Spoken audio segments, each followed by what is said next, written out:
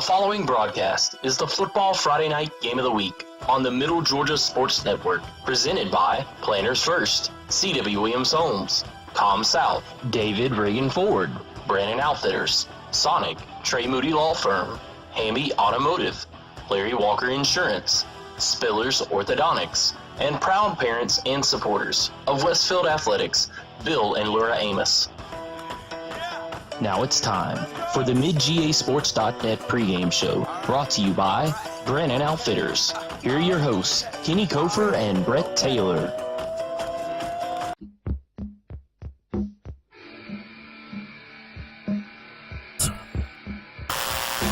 And now, back to the gridiron with Kenny and Brett on the Middle Georgia Sports Network. Oh, boy, what a pick that was by Cam Forrester. He read that one the whole way as they tried a little swing pass out the corner or to the running back, Palmer Clark. And Cam just stepped in front like it was intended for him and scores the touchdown. 36-yard score for Cam Forrester. Well, I can tell you what my Walker Insurance play of the game is going to be. I know, if only we hadn't come out of the break right there with that commercial. It was kind of tough. And welcome into the Brandon Outfitters pregame show. I'm Kenny Kofer. Alongside me, Brett Taylor. Got Tim Thompson up there on the rooftops on the camera. Welcome back, Tim, from the cruise with Disney. We're here at Ted S. Smith Stadium here on the campus of John Milledge Academy as the Westfield Hornets have gone on the road yet again. This time they got a formidable foe in front of them in the 7-0 Trojans from John Milledge Academy. John Milledge coming in, moving up this year to AAA in GISA after a very successful run in AA, beating a couple Macon schools last year, beating, I believe it was Tattnall and Stratford, as well as Mount DeSales. They might have had the Holy Triumvirate, but the tough teams, 7-0, obviously very good if you're undefeated. First year in AAA. Westfield coming in at 6-1, coming off a 3 straight almost 40-point victories. I think they've won by 40, 41, and 38. So they've been consistent. Last week against Gatewood, Westfield seemed to have cured their turnover issues that they showed up in Augusta against Westminster. And now here tonight they're going to have to play mistake-free football in order to walk out of Milledgeville with a win. But, Brett, for all intents and purposes, this right here is your region championship football game. Yeah, absolutely. It's going to be a big matchup. John Milledge, as you said, comes in undefeated. They haven't really played the toughest of opponents, but, you know, honestly, Westfield has had a pretty easy road other than Deerfield, Windsor. So there's still some question marks, I think, for both of these teams, but it should be interesting to see what happens here tonight and what the outcome is as these two region foes face off. And it's kind of a new big-time game for both of these programs. They really haven't played each other much before. Yeah, it should be a great game. And, you know, looking at John Milledge, first thing that jumps out to you is the coaching staff that they've assembled here at this school. They got an alumnus in J.T. Wall, head coach here at John Milledge. If that name sounds familiar, he was a fullback at the University of Georgia back in the late 90s, early 2000s. Went on to be drafted, I believe, by the Pittsburgh Steelers with a short career there, and has returned home here to Milledgeville, and he is the head coach of this John Milledge team, and they are very much on a roll. As I mentioned, 7-0, successful program. And they're going to be a big-time matchup. And another name to look at on the defensive side of the ball is Tony Gilbert. That name also sounds familiar because that's also a member of the University of Georgia back in the early 2000s and mid-2000s. He went on to play in the NFL for the Jacksonville Jaguars, a little bit with the Atlanta Falcons as well. So quite a coaching staff they have here. And Westfield, of course, has a legend of their own, Coach Ronnie Jones. And it's going to be a matchup of some high football IQs here tonight between these two football teams. Yeah, it should be a good matchup. Like you said, a lot of good coaching on both sides of the football, and it'll be interesting to see who comes out on top here tonight. And, you know, just a lot of big players on both sides, and can't wait to get it kicked off. And Brett's not feeling too well. He's battling through some illness for us, so he might be a little quiet tonight. But Brett, why don't we go ahead and take a look at the starting lineups brought to you by Spillers Orthodontics, where great smiles begin, and I'll go ahead and run through them for you, Brett. On offense for the Westfield, defensive backs will be Garrett Kitchens, Cam O'Neill, Keaton Drinkwater, and Andrew Presswood. So that's the starting defense. Now we'll go ahead and look on the other side of the ball for both teams and give you those starting lineups. On offense for the Trojans, at offensive lineman will be number 95, Harrison Bryant. Number 78, Logan Jones. Number 70, Chase Owen. Number 66, Jordan Bush. Number 50, Coleman Jones. The wide receivers will be number 33, Garrett Kitchens. Number 24, Zach Meeks. Number 14, Andrew Prestwood. Number 4, Jalen Seeley. The running back will be birthday boy and senior number 8, Cody Miller. The quarterback will be number 7, Colby McCommon. And for Westfield on defense, they will line up like this. And we'll see Corey Holiday, number 34, at the defensive end position. John Walker Moore, number 74, along with Walker Davison, number 76, will be the big guys inside. Matthew Moore will be the other defensive end. And the linebackers will be Gavin Edmondson on the outside to go along with Connor Cawthon. The two guys inside will be Wade Walker and Josh Jenkins. And the two cornerbacks will be Reagan Waller and Trey Moody. And the big man in the back is number 12, Giles Amos. So those are the starting lineups brought to you by Spillers Orthodontics, where great smiles begin. And why don't we go ahead and take a look at the keys to the game, brought to you by Hamby Automotive, Keys to the game, turnover margin. As it always is with Westfield, they're a very talented team offensively, but sometimes they can be prone to put the ball on the ground. They'll need to have good ball control here tonight to take on this tough Trojan football team, and winning on the lines, that's always the key. And I'll tell you, there's some pretty good size up front on the defensive side of the ball and offensive side of the ball for John Milledge. Big guy stood out to me was senior Jordan Bush. And the big play pass, we obviously know number 12, Giles Amos on the outside, is always a weapon, and he might be able to be utilized here tonight. And finally, the fourth key to the game is sure tackling. Westfield sometimes can try to go for the big hit, not wrap up. They're going to have to keep that in check here tonight. So those are your Hamby Automotive keys to the game. We'll go ahead and take a quick break and be back with more on the Brandon Outfitters pregame show here on the Middle Georgia Sports Network.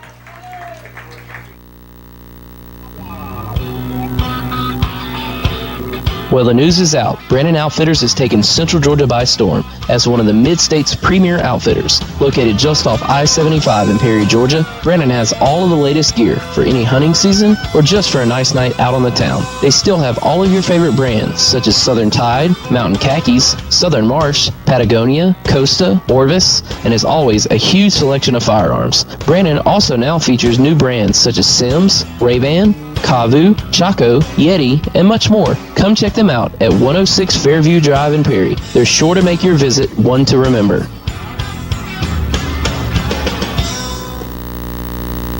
Have you been injured and are in need of legal representation? If so, call Trey Moody. Trey is a graduate of the University of Texas and Mercer Law School and has been practicing in the Middle Georgia area for over 22 years. Trey has tried over 70 cases to jury verdict and has recovered over $5 million for his clients. Trey has established himself as one of Georgia's most prolific personal injury trial attorneys. He is also a certified and registered mediator with the State of Georgia Office of Dispute Resolution. So if you want a respected attorney who can actually try your case if needed, call Trey Moody at 478-988-3114 for a free consultation or visit his office today at 921 Carroll Street in downtown Perry. Now, back to the Brandon Outfitters pregame show on the Middle Georgia Sports Network.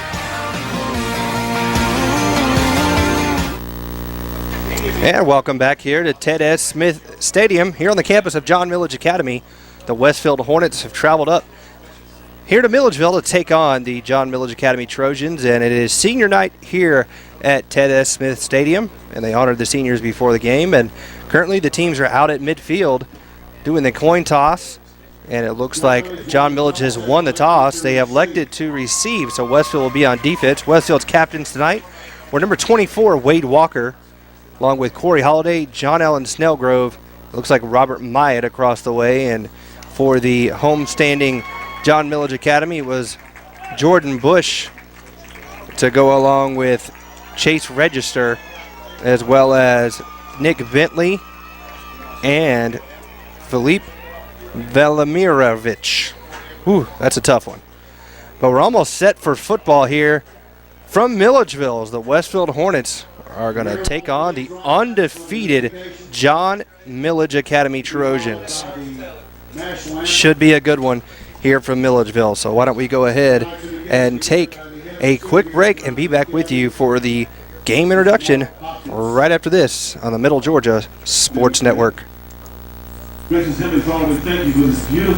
free times 3 this summer with ComSouth. Upgrade to any gold or higher value package and get the first month free, get free activation, and ComSouth will make the installation free too. Plus, as an added bonus, upgrade to high def and receive HD TV, you guessed it, free for 3 months. That's a whole lot of free for great telephone, wireless, state-of-the-art cable TV, and high-speed digital internet. Visit ComSouth.net for more details or stop by any of our convenient locations in Cochran, Hawkinsville, Perry, and Fort Valley.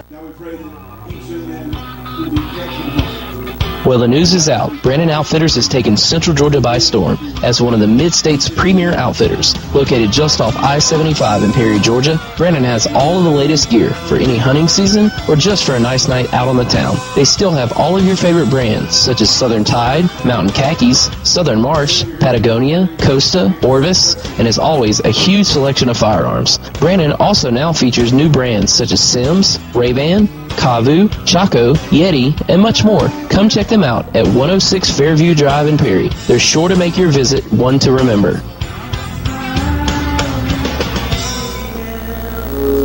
In this moment, it doesn't matter if you save money in 15 minutes or if your neighbor has the same insurance that you do.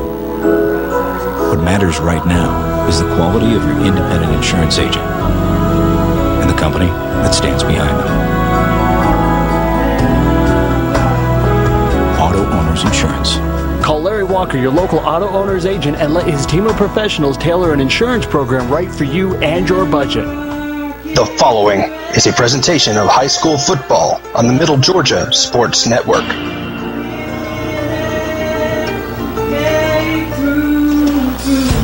All roads lead to Milledgeville as the Westfield Hornets travel to Georgia's former capital city to take on the undefeated Trojans from John Milledge Academy. Westfield has rebounded since the early season loss to Deerfield Winter and look to continue their run against the Trojan aerial attack. It's the 6-1 Westfield Hornets versus the 7-0 John Milledge Trojans coming up next.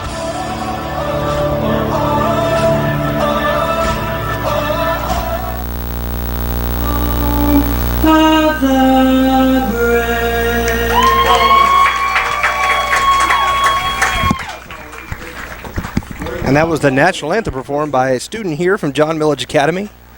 As we're almost set for football, John Milledge will start the game on offense, and Westfield will have to see what their defense can do against this team.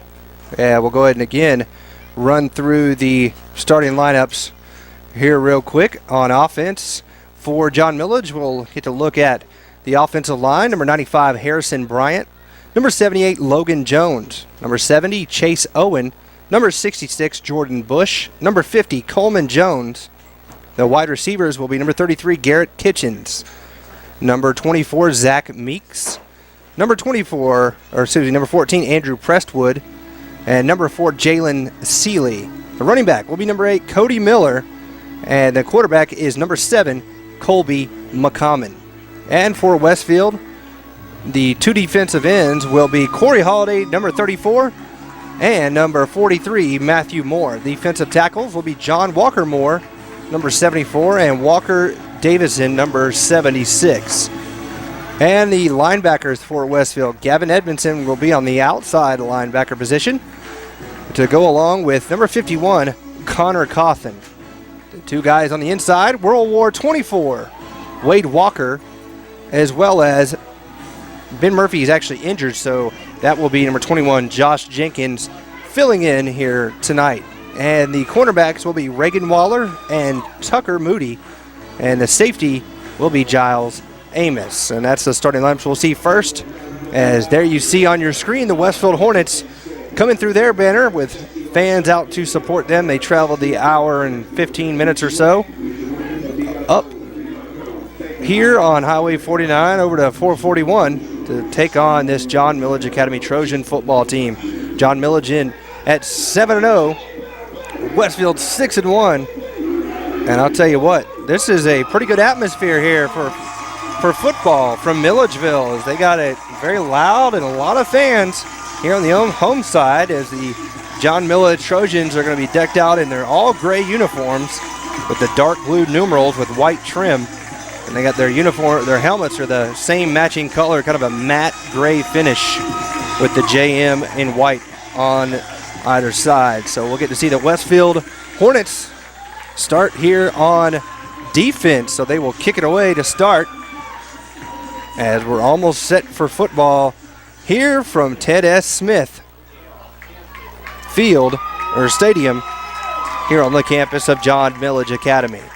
So back deep to receive for John Milledge will be number 4, Jalen Seeley, to go along with number 33, Garrett Kitchens. Robert Myatt will kick it away for the Westfield Hornets, kind of decked out in different uniforms here tonight on the road. First time we've seen them wear the gold pants to go along with the road white jerseys, green shoulders, and the usual green numerals with the green helmet and the white diamond with the W in the middle. We're almost set for football from Milledgeville. And there's the kick. Low liner by Robert Myatt, and is taken at the 1 yard line by Jalen Seeley. Seeley trying to come here near side. He's going to be hit and brought down from behind by Austin Doyle with the tackle. So here comes the starting lineup, or the starters for John Milledge Academy. And Colby McCommon will lead his team out here on offense.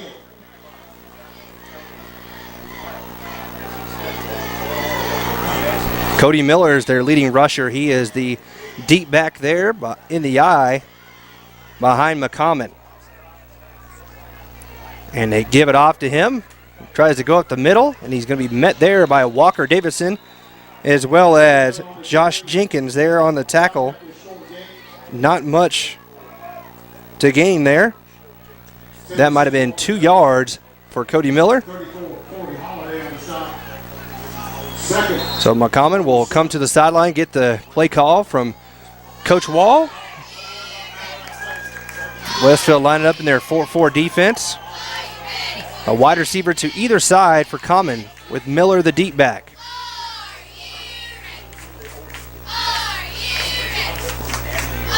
Westfield got 8 guys in the box. Will hand it off to Miller off the left side. Not much there. Big Wade Walker there on the tackle. Number 24 getting in there along with Connor Cawthon. I don't think he got maybe a yard on that one from Cody Miller. So Westfield, they know they're going to give it to their big horse in the backfield, Miller. And it's going to be up to that defensive line, who has played extremely well here this season for Westfield. Now they'll line up with 4 wide receivers. They got 3 to the far side of the field, 1 here to the near side for McCommon. McCommon will swing it out to the far side. It's complete. Looks like he's going to be short of the first down,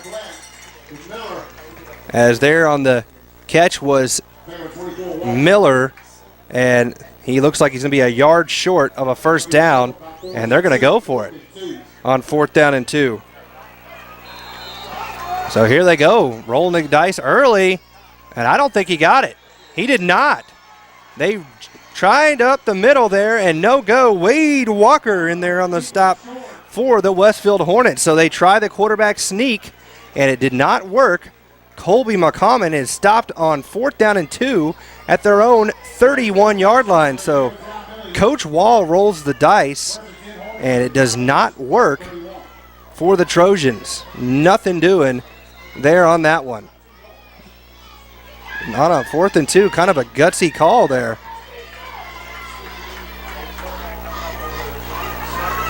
So it's 1st down and 10 for Westfield now, and they give it off to Tanner Westbrook. Westbrook over the middle, dancing around, and fights all the way down to the 22-yard line. So Tanner Westbrook quickly picks up a gain of about 9 yards on 1st down. Good run by Tanner. And Westfield down to the 22-yard line of John Milledge Academy. Just underway here, 9:30 to go in this first quarter. Westfield stopped John Milledge on 4 downs. And Westfield set up with great field position at the John Milledge 31. Quick handoff goes to Jenkins. Jenkins bowls over a defender. He gets hit hard, though, but he's inside the 15. He's down to the 12. And that's a 10-yard gain for Josh Jenkins. They're just very deceptive, are the Westfield Hornets, as they always are, moving the ball, misdirection, and really causing problems. It's you got to be very disciplined to take on this offense, and that's what John Milledge was worried about. They said if we can find the football, we'll be able to stop it. The problem is finding the football.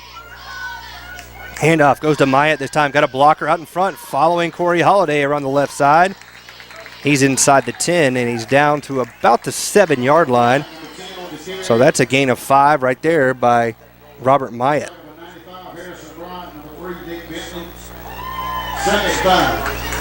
Have to bear with me here. Brett is not feeling well. He is out at the moment. Hopefully he will return, but we'll hold it down here for him the best we can.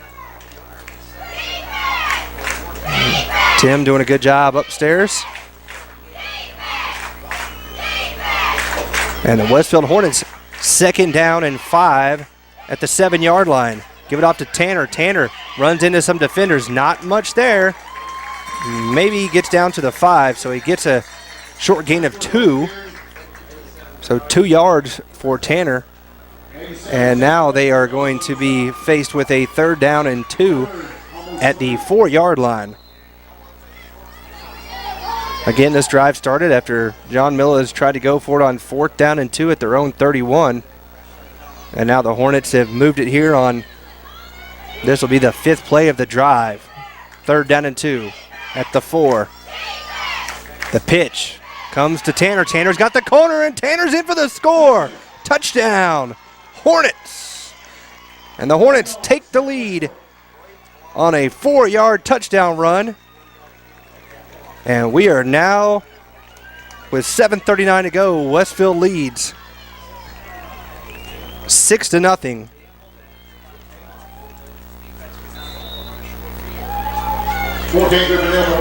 The extra point on is Griffin Elmore. Tanner Westbrook on the hold.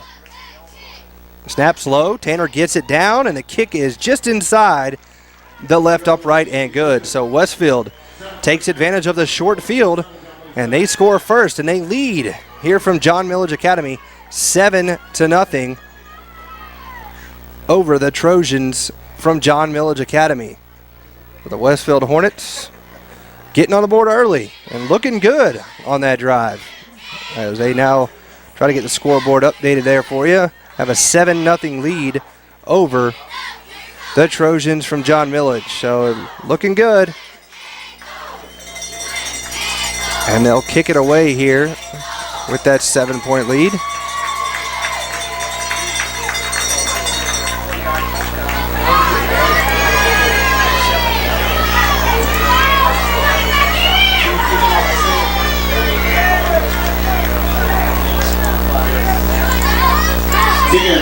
Kicking off for Westfield.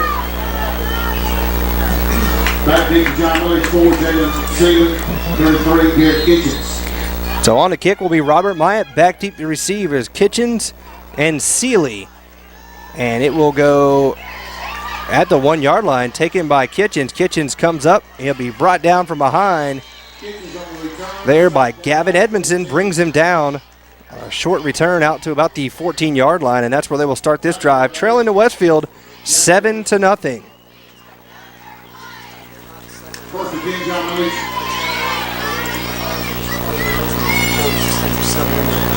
Folks, I'm trying to get the scoreboard updated, so bear with me. That is not the score right now. 7-0 is the score. Westfield is leading, so trying to get this thing updated the best I can. But John Milledge comes set with a single back set, and they give it off to Miller. Miller, oh, that's Sealy. Sealy tries the left side. No, it is Miller, and he gets out to the 23-yard line. It's a gain of about 9 yards. Maybe he has the first down, depending on the spot. He's at the 24, and it is going to be first down. So a 10-yard gain by Cody Miller. That's the first down for John Milledge. They went 4 and out on their first drive.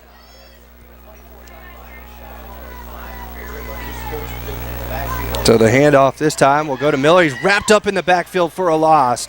Wade Walker in there. He came to play here tonight as Miller's going to lose about 4 yards on that one. So not a good play there for them. So Westfield got a tough task, but so far they're answering it as they're really, really doing their best here against this John Milledge team. Very tough. So McCommon looking to pass this time. The lefty out of the pocket, and he almost fumbles, and he's going to be sacked by Josh Jenkins.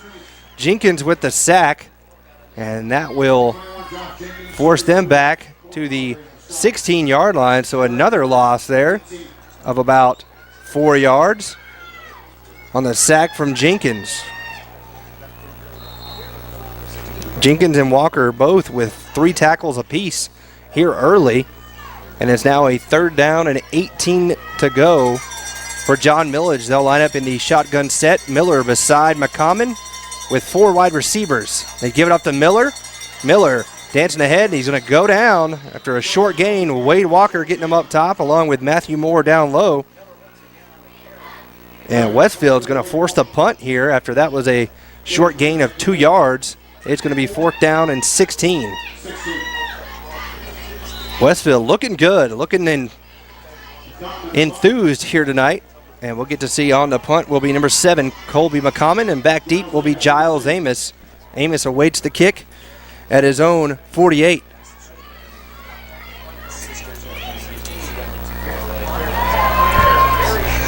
And a fair catch called for by Giles Amos, and that is where Westfield will start this drive at their own 47-yard line.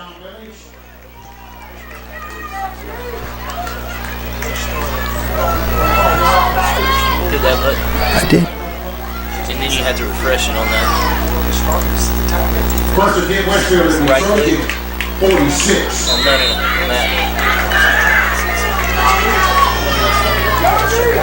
And there we go. Score is updated. 7-0. So John Milledge in a hole here early. 7-0 is your score. And Westfield will put a man in motion. That's Robert Myatt to the far side. Now to throw to Giles Amos. He's got a blocker out in front, and there goes Giles. But it's coming back because there's a flag as Giles is going to walk in for the touchdown. But I think that one's coming back on a hold or a chop block on Westfield. So that will be negated there on that one. No, it's going to stay. Well, let's await the call here from the head referee.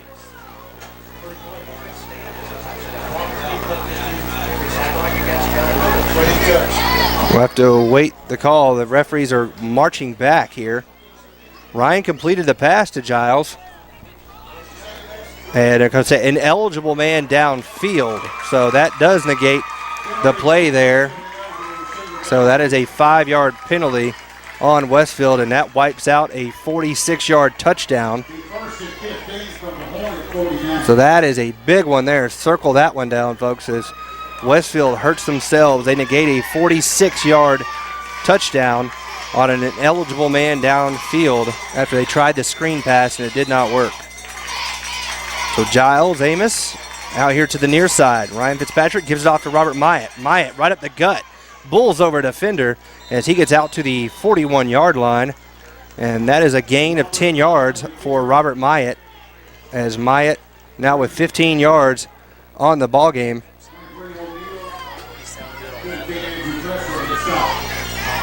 So it's 2nd down and 5 for Westfield after the 10-yard pickup from Myatt. They got Reagan Waller in the game at wide receiver now. He's the speedster here on the near side. They put Myatt in motion, and they give it off to Jenkins. Jenkins squirting through, and they know he has fumble problems as they're trying to rip it out. So he gets about a yard on that carry, and it's going to bring up a 3rd down and about 4.5 for Westfield.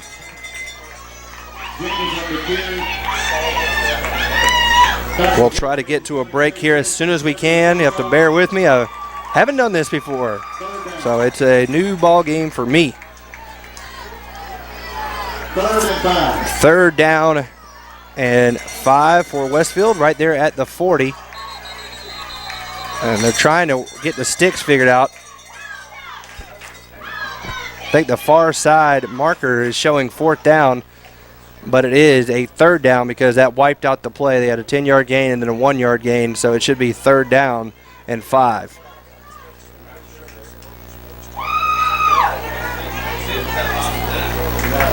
Big game going on back home down in Houston County, obviously, with the Warner Robins and Northside game going on as the two teams playing in their annual rivalry.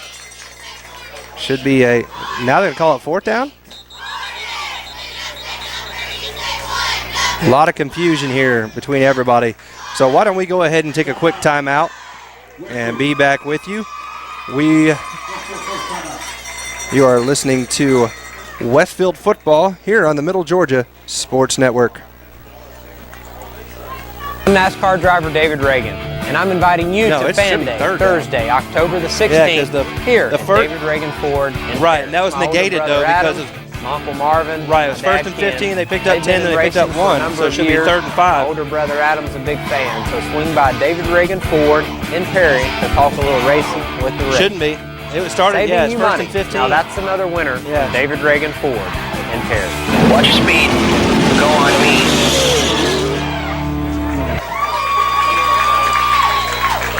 On the athletic field and in the classroom, students at the Westfield School are preparing to meet the challenging demands of the 21st century. Our dedicated faculty teaches and inspires students from pre-K to 12th grade to think critically and learn globally, preparing our students for college in a Christian environment that has been the Westfield mission for more than 44 years. And our students excel. From football to chorus, art to tennis, and basketball to debate, Westfield students aspire to be champions. It's the Westfield experience. To learn more about the Westfield School, visit our website, westfieldschool.org, or call our admissions office at 987-0547. The Westfield School, ready for college, ready for life. And now, back to the gridiron with Kenny and Brett on the Middle Georgia Sports Network. And welcome back here to Ted S. Smith Stadium. As there's all sorts of confusion here, the referees have really messed this game up. It's 3rd down and 5, but they have taken a down away from Westfield for some apparent reason, and then they just threw a flag on Westfield and gave them a sideline infraction. So I don't know what is going on exactly, but now Giles Amos is going to have to punt on 3rd down, but they're calling it 4th.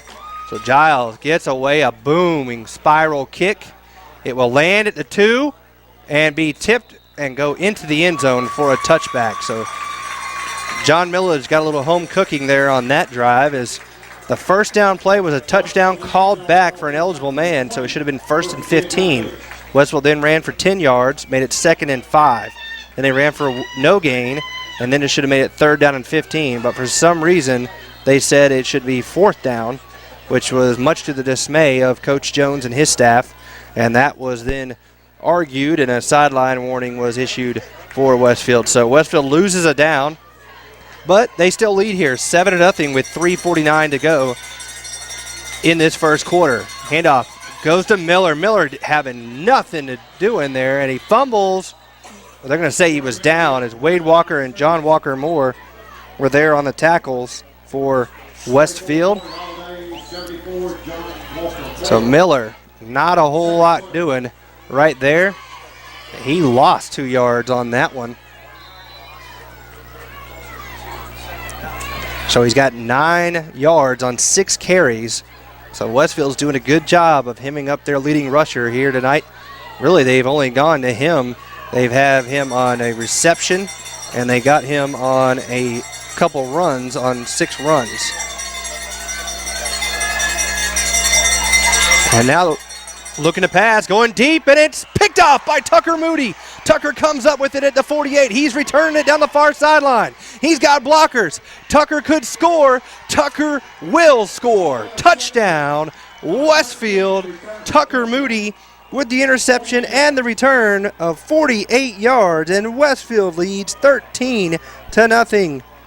What a play by Tucker Moody there for Westfield. So that was great job for Westfield. So on the attempt, the extra point is Griffin Elmore, as Westfield is looking to gain a 14-0 lead. And the kick is up, and it is good. So the Westfield Hornets get a defensive touchdown, as they've done multiple times this year, and they now lead 14-0 over the John Milledge Trojans. Westfield looking good right now. As you see there, Tim getting a tight shot with 2:50 to go in this first quarter. Westfield on top. Let's see if we can figure some things out here. As currently Westfield has rushed 7 times for 41 yards, while John Milledge has rushed 8 times for 5 yards. They're 1 of 2 on passing with an interception. So tough going right now for John Milledge. As Robert Myatt will look to kick it away for Westfield. And there it is, a line drive kick. And it's going to take a low bounce and picked up by Sealy, on the far side. Sealy jumps ahead, and he'll be brought down across the 25 at the 26-yard line. And Westfield leading right now 14-0. So far defensively, Wade Walker's got 5 tackles. You got Josh Jenkins with 3 and a sack. You got Tucker Moody's got 2 tackles to go along with an interception for a touchdown there on the last drive, a 48-yard interception return. John Milledge, not a whole lot going on here right now. And they'll hand it off to Cody Miller here to the near side. Tries to cut back, bowls over defender. He'll get out to the 30. He's brought down by Giles Amos and Tanner Westbrook. And Miller's going to pick up a gain of 5 yards on the carry.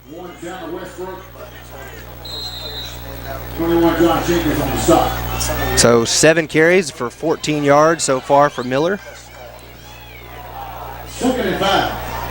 2 minutes, 13 seconds left to go here in this first quarter. Westfield leading 14-0. McCommon gives it off to Miller. Miller off the right guard. He's going to get a couple, maybe about 3. Walker Davison in there on the tackle to go along with Matthew Moore. So Walker Davison, that is a gain of 4 yards for Cody Miller. And it's 3rd down and 1. Go with the power eye. Looked like they moved. No flag thrown. But I don't think he got it. I think that's no gain for Colby McCommon. They didn't get it. Not even close. He's a full yard short. And not only did that, but they moved early, in my opinion.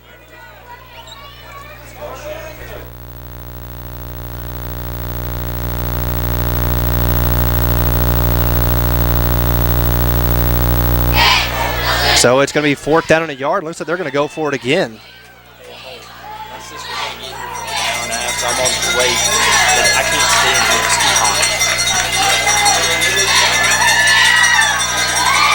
So here they go. Second time going for it on 4th. They're going to give it off to Miller. Miller's got the first and more, and there he goes.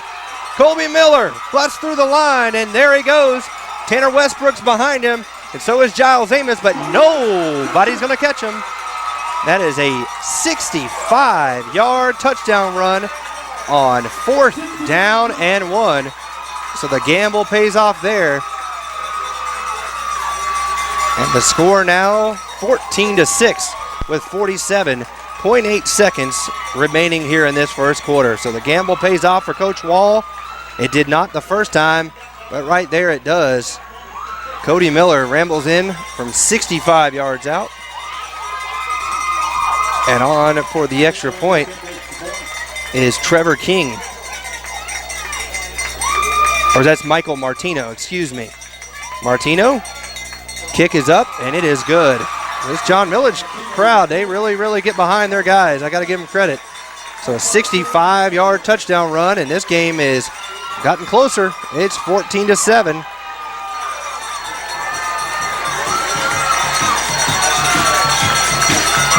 With 47.8 seconds remaining. So a long touchdown run that time from Cody Miller. And Westfield now has that lead back down to 14-7. But if you're Westfield, you're still feeling pretty good because you have really outplayed these guys. Take away that one big play, and that's really all that they've had here tonight. And that was just, unfortunately, just a missed tackle. And when you got everybody up like that on a fourth down trying to clog the line, you missed that one tackle, and it's pretty easy to take the rest of the way.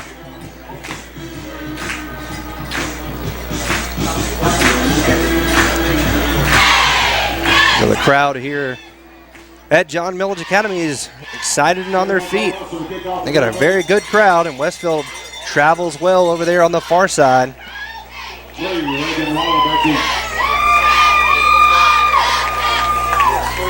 And they'll do a little directional kick from Cole Wilson. It will be taken by Reagan Waller at the 25. Reagan tries the left side, and he'll get up to about the 30, so a 5-yard return. He was brought down by Jalen Seeley. And Westfield will start this drive 1st and 10 at their own 30-yard line, leading 14-7.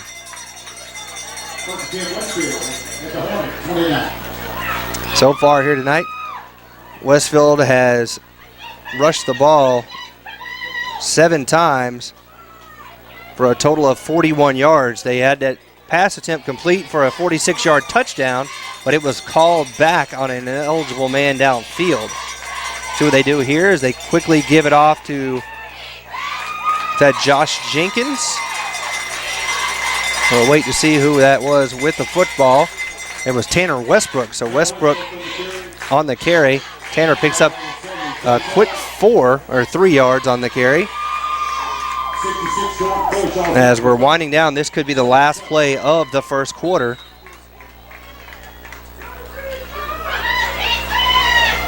As we're down under 12 seconds now. They'll line up with a bunch set here. They got Giles in tight in the slot. The pitch comes out here to Reagan Waller. Reagan's got some blockers. Reagan is going to be corralled down, and they're going to throw a holding penalty down at about the 32. So we'll stay here as Reagan got right there at the first down marker, but the flag is all the way back at the 32, and that's an area of holding, and it is. So that will be on the Westfield Hornets, the hold. So that'll push them back 10 yards from that spot. And I believe that will do it on the first quarter. So that good play there was negated by a penalty, the second penalty of the night for Westfield. So after one quarter of play, your score from Milledgeville: Westfield 14, John Milledge 7. We'll take a quick break and be back with you right after this. You're listening to Westfield Football on the Middle Georgia Sports Network.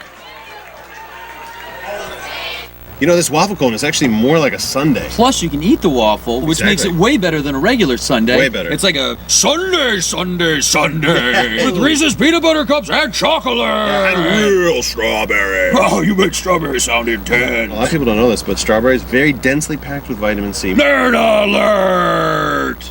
The new waffle cone Sundays with real ice cream and premium toppings. And start your day with the 99-cent morning drink stop. This is how you Sonic.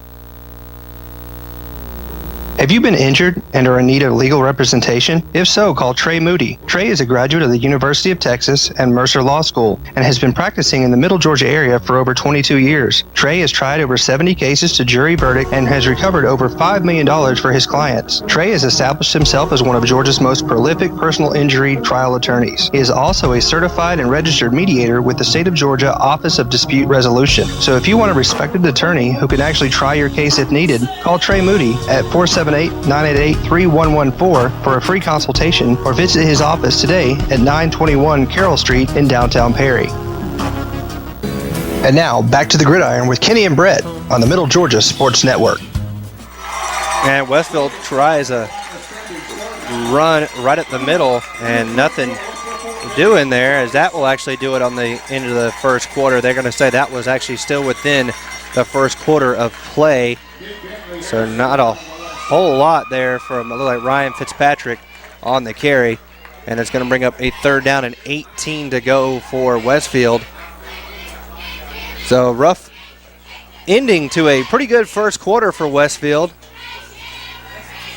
As let's see if I can somehow get these stats up on the board for you. Try to get us a Com South stat update. And that's what it looks like. Well, hang on. Let me get that fixed for you. I apologize. There we go. So in the first quarter for Westfield, they had 9 carries for 44 yards, averaged 4.9 yards per carry. They were 0 of 0 on passing and 2 penalties for 15 yards, 44 total yards for Westfield. For John Milledge, they had 85 yards worth of offense and 79 of that on the ground, 6 yards in the air. And that's where we stand right now. That's your Com South update here on the Middle Georgia Sports Network.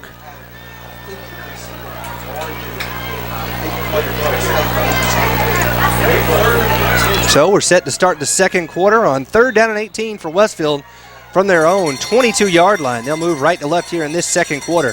Ryan looking to pass, throws a little swing pass out to Tanner Westbrook. Nowhere to go for Tanner Westbrook. That was maybe a gain of 2 yards as they get out to the 25. So we'll call it 3 on the reception for Tanner Westbrook.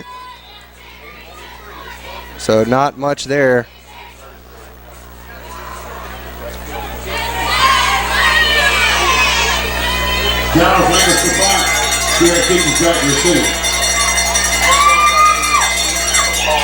And the punt is a booming high spiral kick by Giles Amos, and it will bounce sideways and be touched down at the 31-yard line. Great punt from Giles Amos, who I know has been working on that, and he hits a boomer.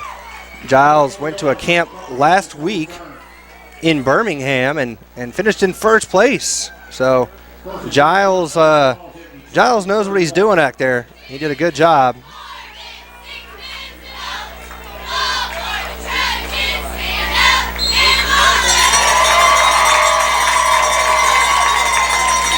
So it's 1st down and 10 for John Milledge from their own 31-yard line. Westfield leading 14-7 here early in the second quarter. Handoff goes to Miller. Miller dancing around. He's hit, and he'll drive ahead. A fumble, and Giles Amos comes up with it. They're saying he's down. Man, these referees do a lot of home cooking here in this stadium. Tell you what, that football popped right up into the hands of Giles Amos, but they're saying his forward progress was stopped. So Cody Miller, he gets a gain of 7 on that one.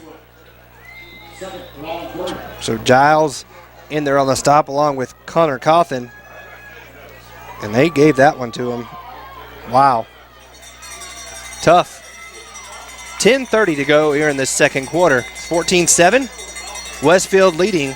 Undefeated John Milledge. The pitch goes to Miller. Miller hit hard by Wade Walker. But Cody Miller falls ahead close to the first down. I think he's about a yard short, so he gains 2. Big Wade throwing that shoulder out there. Got 6 tackles already in this game. It's 3rd down and 1.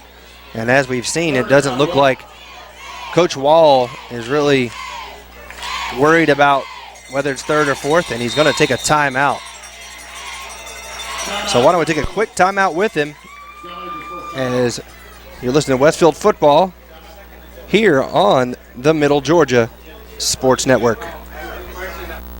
Go free ×3 this summer with ComSouth. Upgrade to any gold or higher value package and get the first month free, get free activation, and ComSouth will make the installation free too. Plus, as an added bonus, upgrade to high def and receive HD TV, you guessed it, free for 3 months. That's a whole lot of free for great telephone, wireless, state-of-the-art cable TV, and high-speed digital internet. Visit ComSouth.net for more details or stop by any of our convenient locations in Cochran, Hawkinsville, Perry, and Fort Valley. Well, the news is out. Brandon Outfitters has taken Central Georgia by storm as one of the Mid-State's premier outfitters. Located just off I-75 in Perry, Georgia, Brandon has all of the latest gear for any hunting season or just for a nice night out on the town. They still have all of your favorite brands such as Southern Tide, Mountain Khakis, Southern Marsh, Patagonia, Costa, Orvis, and as always, a huge selection of firearms. Brandon also now features new brands such as Sims, Ray-Ban, Kavu, Chaco, Yeti, and much more. Come check them out at 106 Fairview Drive in Perry. They're sure to make your visit one to remember. Welcome back into the Hornets' Nest to the Football Friday Night Game of the Week on the Middle Georgia Sports Network. Handoff goes to Miller. Miller diving ahead. He breaks a tackle, and there he goes. There's a flag in the backfield, though, as he's being trailed from behind by Tucker Moody. Tucker is going to knock him out of bounds inside the 10 at about the 9-yard line. But we're going to have to wait to see about the penalty. That should be coming back, and I think it is. Might have been a hold. It is. It's going to be a hold on John Milledge. That was a big play there as Cody Miller took it from the 40 all the way down to the 10. So this would negate a 50-yard run by Cody Miller, and it will. So holding against John Milledge. It's their first penalty of the game here. That'll push them back 10 yards. So Westfield dodges a bullet there on that one, as the holding penalty will negate a first down and a big-time run from John Milledge. That'll push them back to about the 27-yard line or so if it's from the spot of the foul. And it will, yeah, that'll push them back to the 27.5-yard line. So what was a 3rd down and 1 is now a 3rd down and about 14 to go. So pretty much this John Miller's team is a one-man show. Cody Miller is all over the field tonight. 9 carries, 83 yards. It just had a 50-yarder wiped out. And McCommon will roll to his left side. The lefty looking to pass, going over the middle, and it's incomplete. He had a man open, but great job by Gavin Edmondson to knock it away as Jalen Seeley was his intended target. So the incomplete pass will force a punt. So Westfield comes up with good defense there. And now they'll get the ball back, leading by 7 points with 9:38 to go in this second quarter.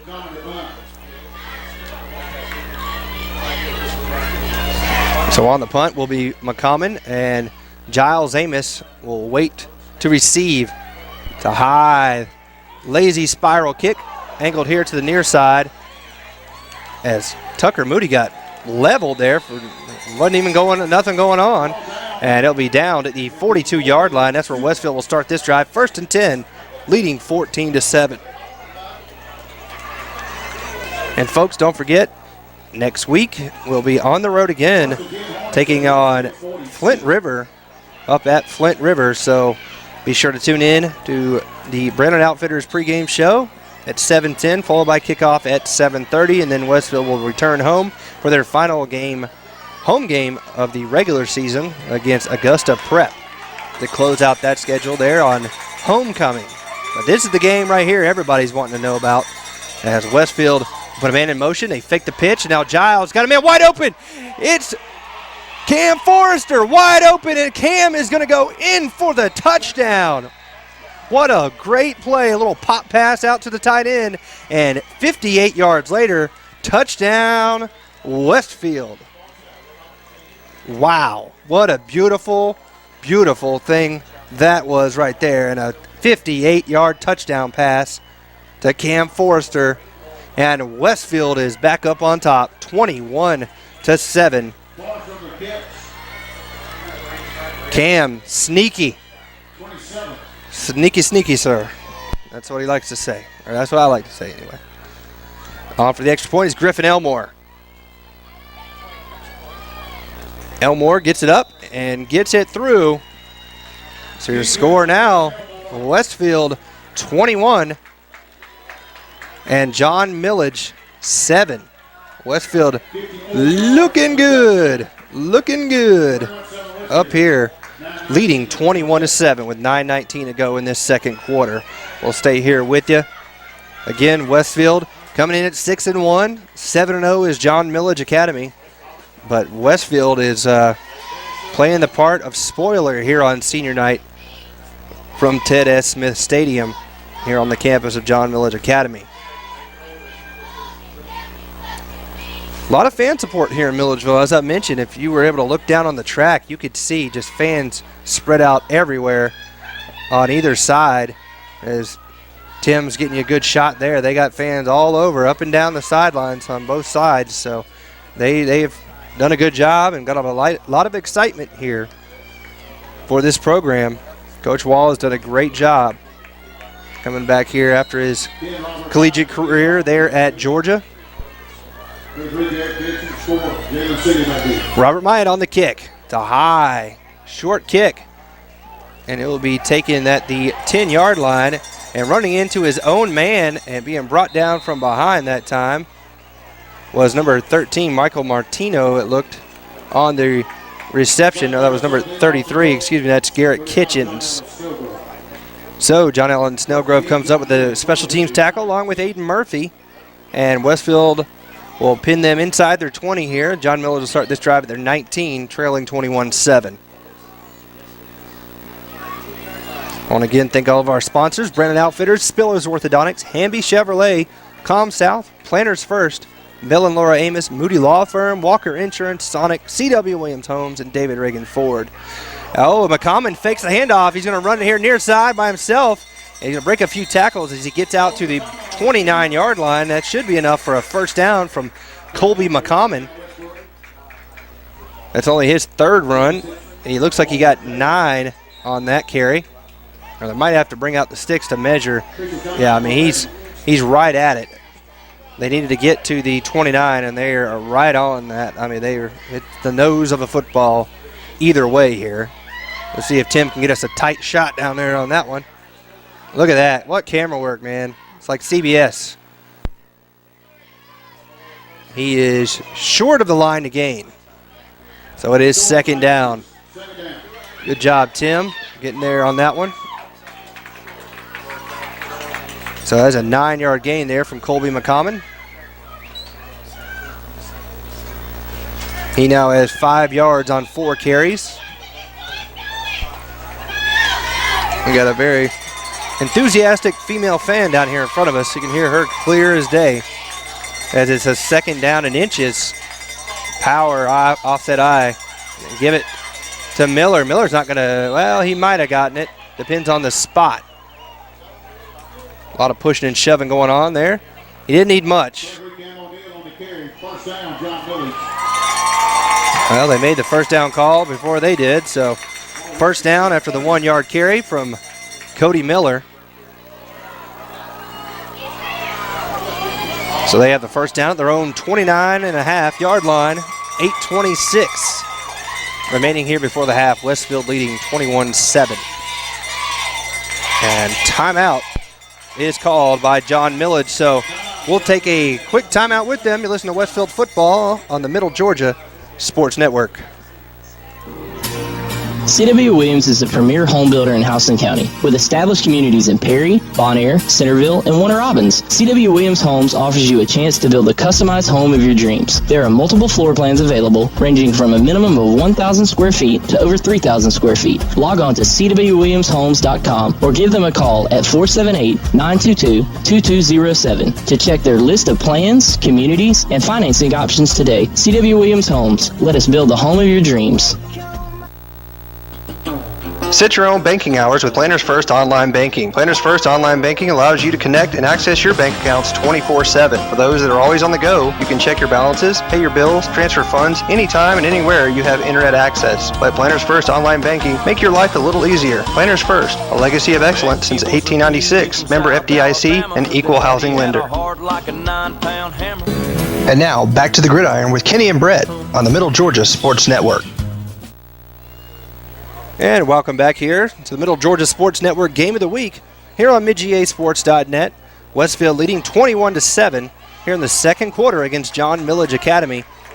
John Milledge has the ball, first down and 10 at their own 30-yard line.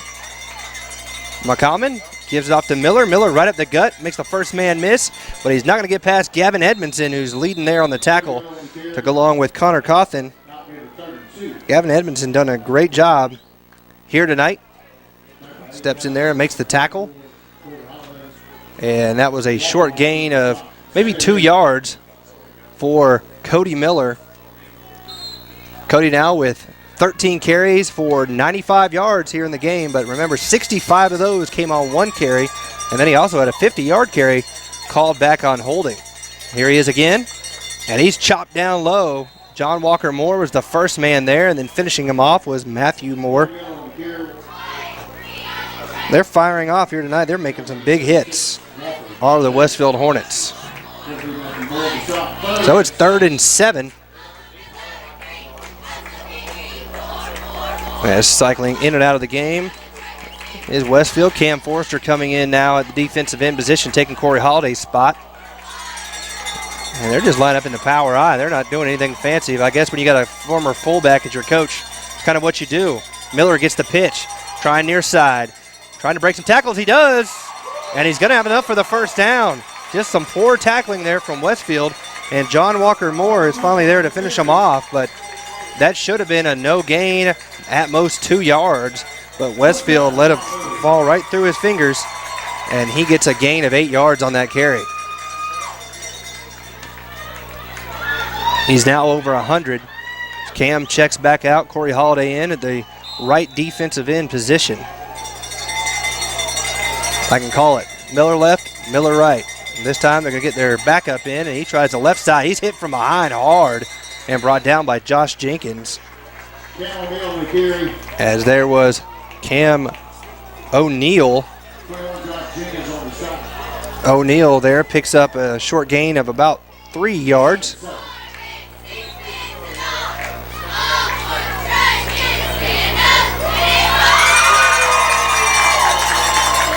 So it's 2nd down and 7 after that 3-yard pickup.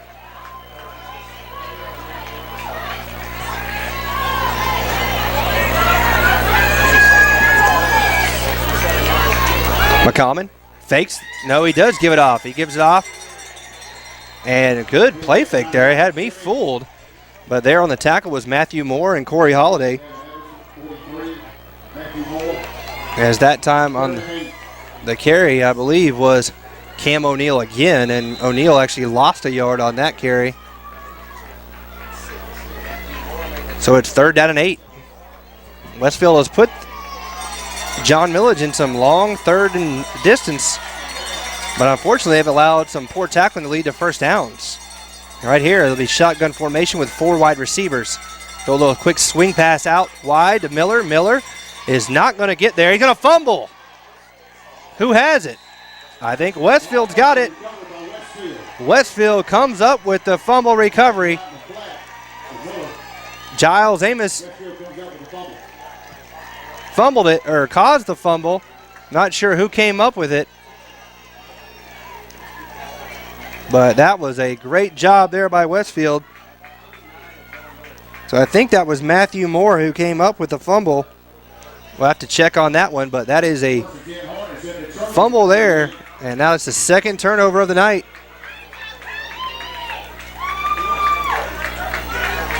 So Westfield in business, 1st and 10. And not good. Cody Miller holding his ribs. Big hit. So Westfield with the football, leading 21-7. 5.5 minutes to go. They throw a little screen pass out here. Now it's a throwback. Got a man wide open. And it's Reagan Waller for the touchdown. Wow. Gavin Edmondson with the throwback screen. What a job there. Woo! Man, that was pretty. 38 yards. Gavin Edmondson with the touchdown pass to Reagan Waller. And Westfield has opened it up here. Man alive. That's some good stuff right there. Reagan Waller with a 38-yard touchdown reception. And Westfield up 27-7, pending the extra point.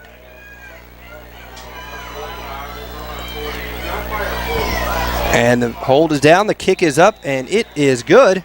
So Westfield extends that lead 28-7 on the 38-yard touchdown pass from Gavin Edmondson on a throwback screen as he finds Reagan Waller in the end zone for the score. So Westfield opening it up here, digging into the tricks and coming up with a big play. Up by 3 touchdowns now, and the fans here have gotten silent here for John Milledge, and Westfield's just happy that they have a chance to kind of showcase this talent that they've known they've had. They just haven't been able to because games have been so out of hand. But there you go. Westfield leads 28-7 over the 7-0 John Milledge Trojans. Wow. How about that? Westfield looking good.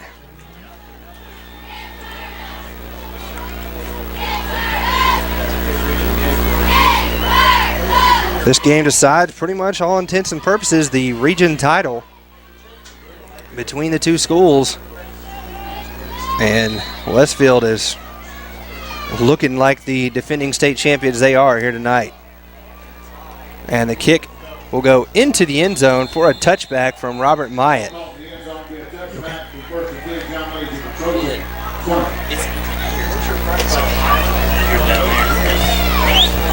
So Westfield is leading 28-7 with 5:22 remaining here in this second quarter. Westfield looking strong. This is their guy right here.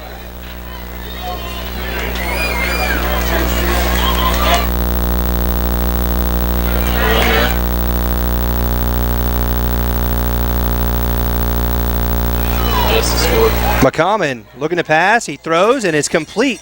But there on the tackle that time was Tucker Moody. Tucker comes up and makes the stop on number 14, Andrew Prestwood. Prestwood comes up with the 5-yard reception. So Prestwood there.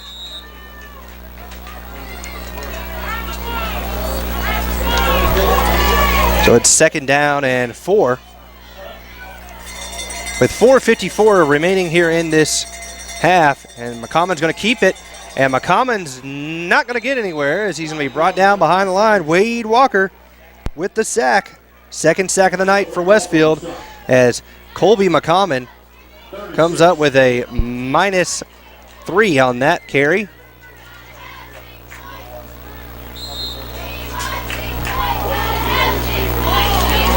And Westfield forcing them into a 3rd down and 6 now with 4:22 left to go before halftime, and looking for number 8 out there, and it doesn't look like he's out there at the moment.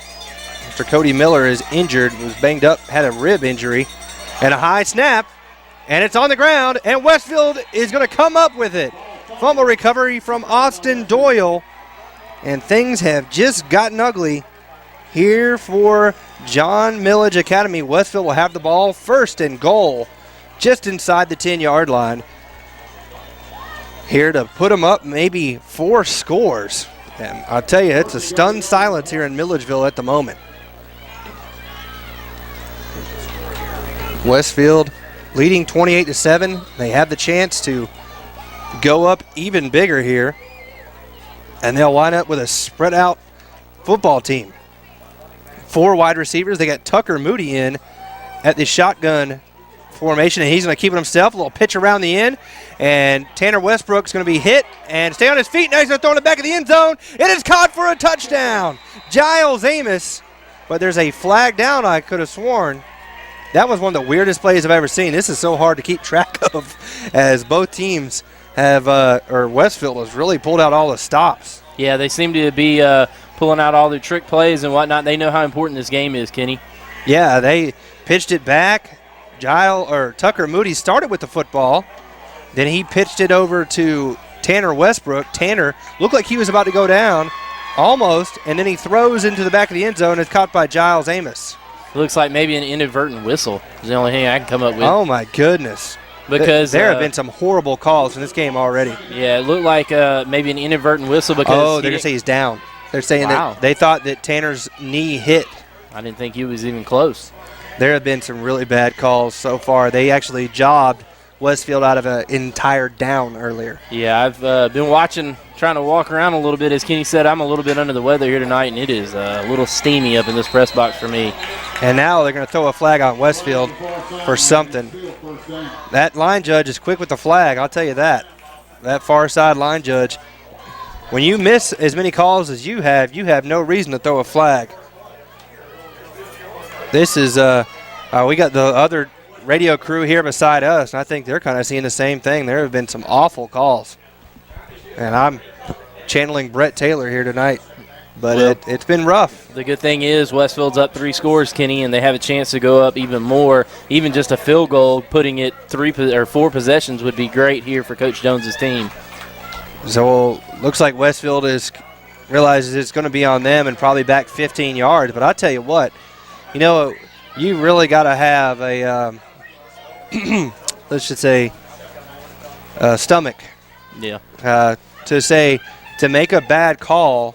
No mentioning stomachs right now, Kenny. And then to then throw a flag on the other team who is arguing your bad call. Yeah. So, I mean, that is pretty if you got to validate your call, I guess. I guess. When I'm wrong, I'm really wrong. Yep. When I'm wrong, I'm going to keep with it. Yeah. But now they're over here meeting Coach Wall at about the 30-yard line, and I don't know what's going on. So I think the referee and this crew seems a little lost at the moment. I don't really know what's going on. Oh, I think they're asking if there was a whistle here maybe on the near side. That's the only thing I could think of. Possibly. So did they throw a flag on Westfield thinking there was a whistle on Westfield's side?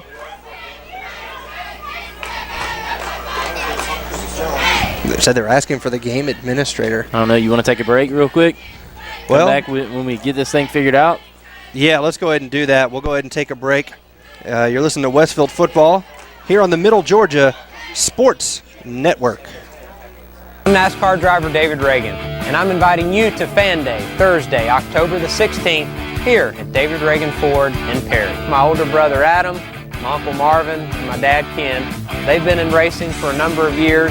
My older brother Adam's a big fan, so swing by David Reagan Ford in Perry to talk a little racing with the Reagans.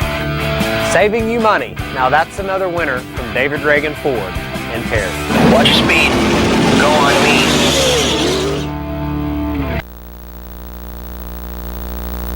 On the athletic field and in the classroom, students at the Westfield School are preparing to meet the challenging demands of the 21st century. Our dedicated faculty teaches and inspires students from pre-K to 12th grade to think critically and learn globally, preparing our students for college in a Christian environment that has been the Westfield mission for more than 44 years. And our students excel from football to chorus, art to tennis, and basketball to debate. Westfield students aspire to be champions. It's the Westfield experience. To learn more about the Westfield School, visit our website, westfieldschool.org, or call our admissions office at 987-0547. The Westfield School, ready for college, ready for life.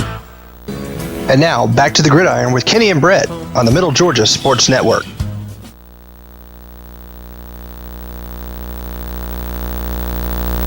Welcome back here to John Milledge Academy at Trojan Field. It looks like might have a police officer. Yeah, things have gotten weird. Serious all of a sudden. You got a sheriff's officer over there on the far side going and talking to Chip Champion.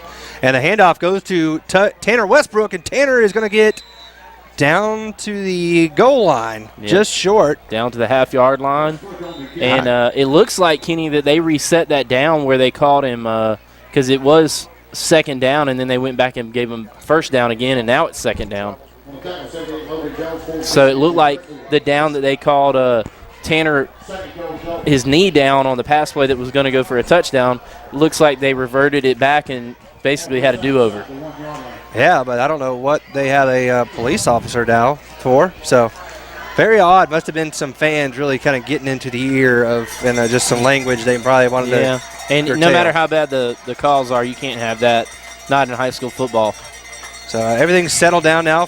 Second down and goal, and Tanner Westbrook is going to get into the end zone. Touchdown, Hornets.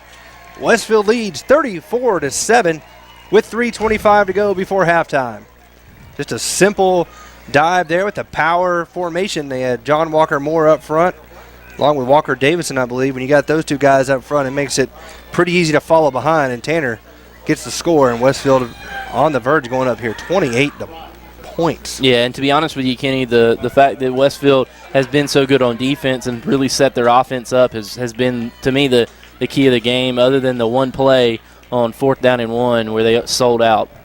And the extra point, it looks like it's just inside the right upright, and it is. So we'll take a quick break. You're listening to Westfield Football here on the Middle Georgia Sports Network. Spiller's Orthodontics is where great smiles begin. Whether you are an adult or a teen, they can make you smile. Dr. Don Spillers uses state-of-the-art technology and proven orthodontic techniques to provide his patients with the quality care they deserve. He offers Invisalign, Invisalign Teen, clear, and metal braces. No referral is needed, so call 478-953-2700 to schedule your complimentary evaluation and see why your friends love visiting his office. In this moment, it doesn't matter if you save money in 15 minutes, or if your neighbor has the same insurance that you do. What matters right now is the quality of your independent insurance agent and the company that stands behind them. Auto Owners Insurance. Call Larry Walker, your local auto owner's agent, and let his team of professionals tailor an insurance program right for you and your budget. Welcome back into the Hornets' Nest to the Football Friday Night Game of the Week on the Middle Georgia Sports Network. And Robert Myatt booms another one into the end zone and out the back for a touchback. Robert really bringing the leg here this season. He's done that quite a few times, and that will start the drive for John Milledge Academy at their own 20-yard line, trailing 35-7. Kenny, just to give you a little bit of what I've seen so far, being down there walking around on the sidelines and whatnot, this game really kind of reminds me of last year's Southwest Georgia Academy game, where you really didn't know what to expect. Kind of two teams that had played pretty decent throughout the season, and then Westfield just came out and exploded. And right now, that's exactly what the Hornets have done, up 28 points, 35-7 here at John Milledge. And good news for John Milledge fans, Cody Miller's in the game. He gets the handoff. He cuts back, went over the middle, and he'll get out to the 28-yard line. It's a gain of 8 yards. Walker Davis in there on the tackle, along with Connor Coffin. While we were on the sidelines, Kenny, I ran into Dave Forrester, Cam's dad, and we just talked about how shifty Cody Miller is. He can't really square him up in the hole, and he's able to get by and get extra yardage. And I tell you what, that was an example of it right there. He just shows his ability to to make people miss in the hole, and he's a very effective runner. Yeah, they like to run that zone blocking scheme, kind of stretch it out. When he sees a lane, he takes it. And here he goes right ahead. And they're going to fake it. Actually, McCommon's got the football. McCommon gets around the end, and he's got a first down. That's the first good run there for Colby McCommon. He's got some speed as he gets out to the 38-yard line. That's a gain of 10 on the carry and a first down for the Trojans. Yeah, he faked me out. Good job right there, faking the camera and the two guys up here. Yeah, he had me. I thought Cody Miller had the football. Cody Miller now with 16 carries on the game for 112 yards and 1 touchdown. And he's going to get the handoff this time, coming here near side. He's got a blocker. And what a great tackle there by Cam Forrester, going Superman as he brings him down by the ankles. And he was helped out on top there by number 12, Giles Amos. But yet Cody Miller still picks up 7 yards, but if you don't make that tackle at the 44.5-yard line, maybe Cody Miller goes for even further. Yeah, that was a good job by Cam Forrester. He's done it here at the tight end position, taking a little pop pass for a touchdown, and right there, a good open field tackle. And this time they're going to give it off to number 23 as he comes around the corner, cuts back inside. He's got some speed. As Walker Davis is going to bring him down. That is number 23, Cam O'Neill. Got enough for the first down in the Westfield territory down to the 47. Yeah, nice job of spreading things out by Coach J.T. Wall in this Trojan offense, and they get that speed sweep going from the shotgun formation. And right there, Cam O'Neill was just able to get around the corner, get upfield for good yardage, 9 yards. And it looks like we're going to have maybe a timeout here from Westfield. So we'll take a timeout with them with 1:46 to go before half. Your score, Westfield 35 and John Milledge 7. You're listening to Westfield Football on the Middle Georgia Sports Network. Senior cheerleaders and cross-country runners, if you would You know, this waffle cone is actually more like a sundae. Plus, you can eat the waffle, which makes it way better than a regular sundae. Way better. It's like a Sunday, Sunday, Sunday with Reese's peanut butter cups and chocolate. And real strawberry. Oh, you make strawberry sound intense. A lot of people don't know this, but strawberry is very densely packed with vitamin C. Nerd alert! The new waffle cones Sunday, Sunday, Sundays with real ice cream and premium toppings. And start your day with the 99-cent morning drink stop. This is how you Sonic. Have you been injured and are in need of legal representation? If so, call Trey Moody. Trey is a graduate of the University of Texas and Mercer Law School and has been practicing in the Middle Georgia area for over 22 years. Trey has tried over 70 cases to jury verdict and has recovered over $5 million for his clients. Trey has established himself as one of Georgia's most prolific personal injury trial attorneys. He is also a certified and registered mediator with the State of Georgia Office of Dispute Resolution. So if you want a respected attorney who can actually try your case if needed, call Trey Moody at 478-988-3114 for a free consultation or visit his office today at 921 Carroll Street in downtown Perry. And now, back to the gridiron with Kenny and Brett on the Middle Georgia Sports Network. And John Milledge tries a little quick slant there to Andrew Prestwood, and he was able to play defensive back there as it was going to be an easy pick for Tucker Moody. Would have been his second of the night, but he knocks it away, and the incomplete pass stops the clock with 1:42 to go before halftime. Yeah, good job right there from the Westfield defensive backs. And like you said, Kenny, that was going to be a sure interception and a lot of green grass in front there for Westfield, if not for the defensive job right there by the offensive receiver. So they line up in pistol formation. McCommon flushed out. Have to throw across his body, and he'll throw it out of bounds. Incomplete. Pressure there provided by Cam Forrester. And he's got a good little arm. He's got a good flick of the wrist, does McCommon, but hard to throw across your body. Yeah, it seems to be smart, too, getting that away. He didn't want to take a loss and didn't want to lose any time off the clock either. That's a key right now with only one timeout. You got to think Coach J.T. Walls wants to get some sort of points here going into halftime, down 28. Yeah, this is not what they had in mind here on senior night. They thought this was going to be kind of a coordination, yeah. Kind of new guy to the region in this new region and stepping up and showing what they're made of. But Westfield made it tough. Handoff comes near side, and Westfield is going to stack him up. Connor Cawthon getting him up high, and down low is John Walker Moore and Gavin Edmondson. Edmondson playing a very good game here tonight. Tell you what, Cody Miller does a good job of getting to the outside and fighting upfield, but what Westfield has done tonight, other than one play, is really gang tackle well. And it brings up a 4th down and 7. And here's a big play in the game with 1:06 left to go. Looks like there might be a timeout here by Coach J.T. Walls as he's talking here to the line judge near side. Yeah, he's kind of talking to him like he's going to try to stop it with the play clock. And when he does, we'll stop it with him as we're under a minute here left to go, and there it is. So we'll take a quick break. You're listening to Westfield Football on the Middle Georgia Sports Network.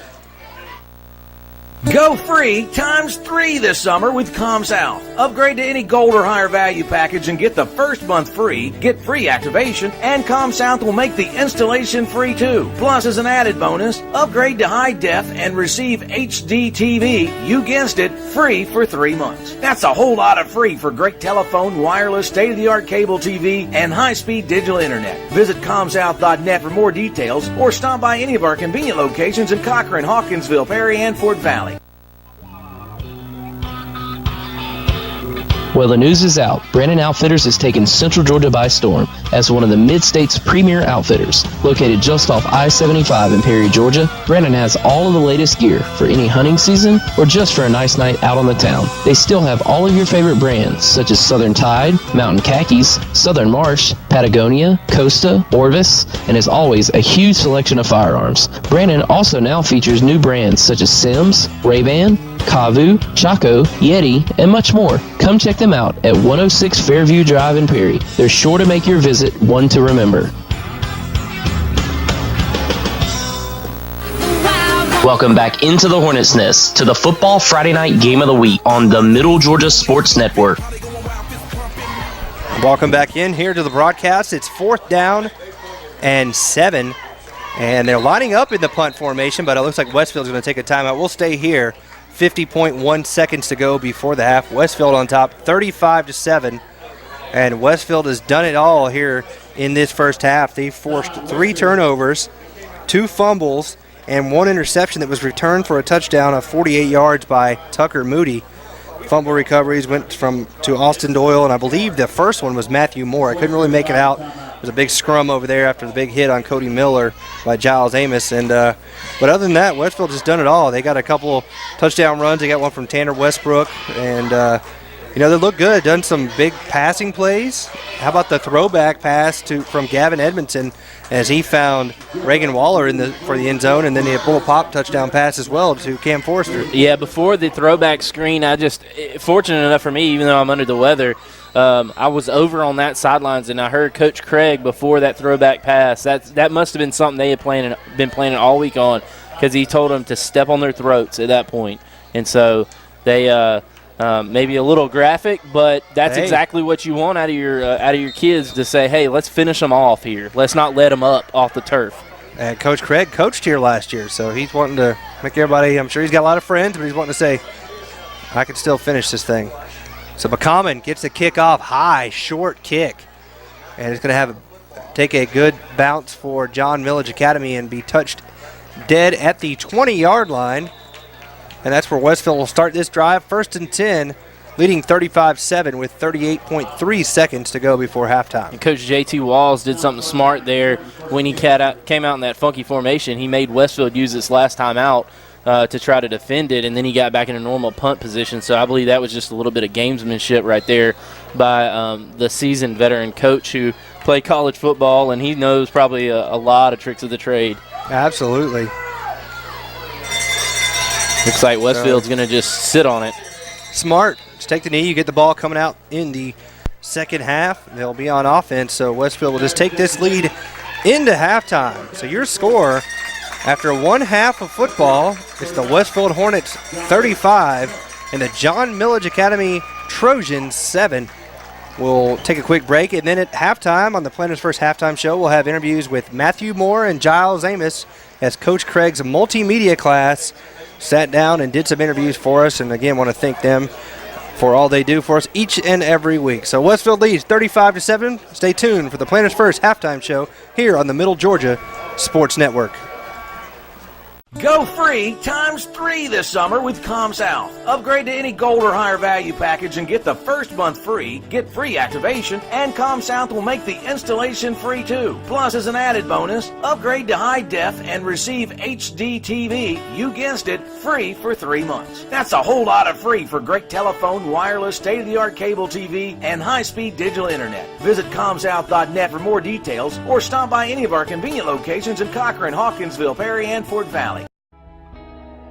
Spiller's Orthodontics is where great smiles begin. Whether you are an adult or a teen, they can make you smile. Dr. Don Spillers uses state-of-the-art technology and proven orthodontic techniques to provide his patients with the quality care they deserve. He offers Invisalign, Invisalign Teen, clear, and metal braces. No referral is needed, so call 478-953-2700 to schedule your complimentary evaluation and see why your friends love visiting his office.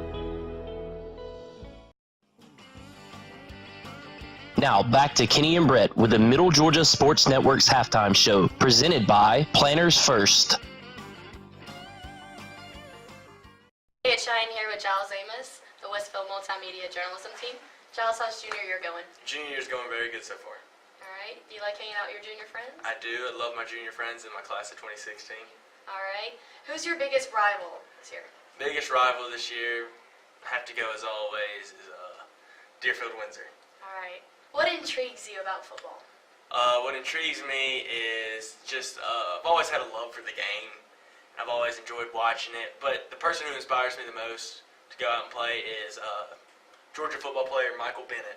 I love watching him play, wide receiver like I am, just hard player, plays with everything he has, and I enjoy watching that. All right, and I know that you dedicate every game to God. I do. So you have a good relationship with God? I do have a good relationship with God. So are you playing football in college? Yeah, I'd love to play football in college, and if the opportunity came, I'd definitely take it. But right now I plan on going up to the University of North Georgia in Athens with some of my friends from my class and my brother. So. All right. Are you and your brother close? We are close. We not like the best friend relationship, but we go out and we do stuff together and we hang out, so it really brought us together. That's good. Do you go to Athens like every other weekend, or is it just? Whenever I go to a Georgia game, I'll go up and I'll stay with my brother and stay in his apartment that he has. So yeah. Okay. Who's your favorite college football team? College football team. My favorite college football team is Georgia, but the favorite team to watch play is Auburn. What do you want to major in? When I get to North Georgia, I want to major in journalism. Why is that? I've always been a big fan of writing, and that's really my strong subject in school. So that's why I've always been interested in that. All right.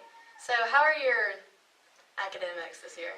Academics this year are actually surprisingly well. They have struggled in the past 2 years, but this year I'm a B student. So just getting things together. I am. I'm getting things on the right track. So who's your favorite teacher? Ooh, my favorite teacher. If journalism was an academic class, I'd have to go with Coach Craig. But since it's not, I'm going to go with Coach Champion in my world history class. Why is that? Does he just make things understandable for you, or? Easy class. Okay. Do you consider 2016 like very close? I do. I consider 2016 a brotherhood, actually. We all been together since pre-K, and it's just something between us that can't break us apart. And how do you feel senior year is going to go? Senior year, I feel is going to go very good. I feel like it's going to be the best year that we've had, so I can't wait for that. And track, sorry, my bad. What other sports do you play? I play basketball, baseball, and run track as well. Okay, if not football, what is your favorite out of those? I really enjoy basketball a lot. Basketball. We heard you had an injury last year. How does that? I did have an injury, and it really prevented me from playing all basketball last year, but it hadn't really affected my football play. The first couple of games I was iffy on it, I didn't want to re-tear it or anything. But other than that, I just realized if it's gonna tear again, it's gonna tear it. It's gonna do its own thing. So it hadn't impacted me a lot, but it's definitely in the back of my mind always. All right, well, that's all the time we have. Okay. All right, I think that's all the time we had. Thank you, Giles. Thank you.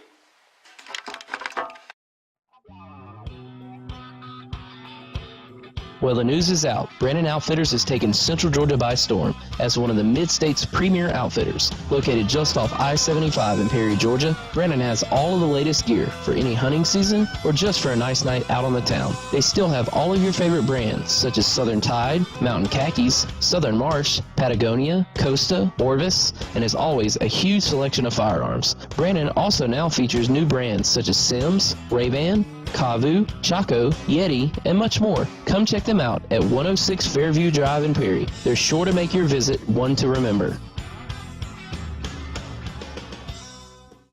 Man, these boneless chicken wings are great. Yeah, I know, and I finally found myself a wingman. You're gonna use the wing as your wingman? Yeah, for the ladies. How is that gonna help you at all? It's gonna make me irresistible. Oh, right. Yeah, gonna give you that certain je ne sais quoi. Je ne sais what? Jenna. Did she mention me by name, or was it just kind of like, was she just talking in general? I said je ne sais quoi. I know, but what did she say?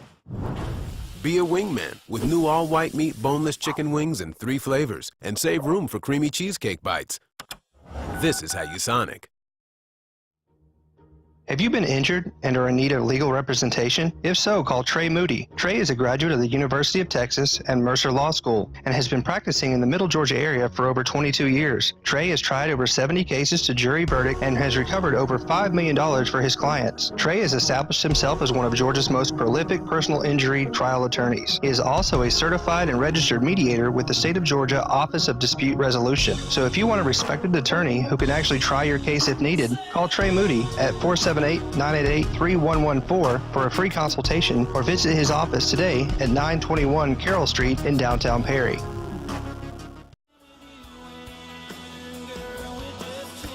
Welcome back to the Middle Georgia Sports Network's halftime show, brought to you by Planners First.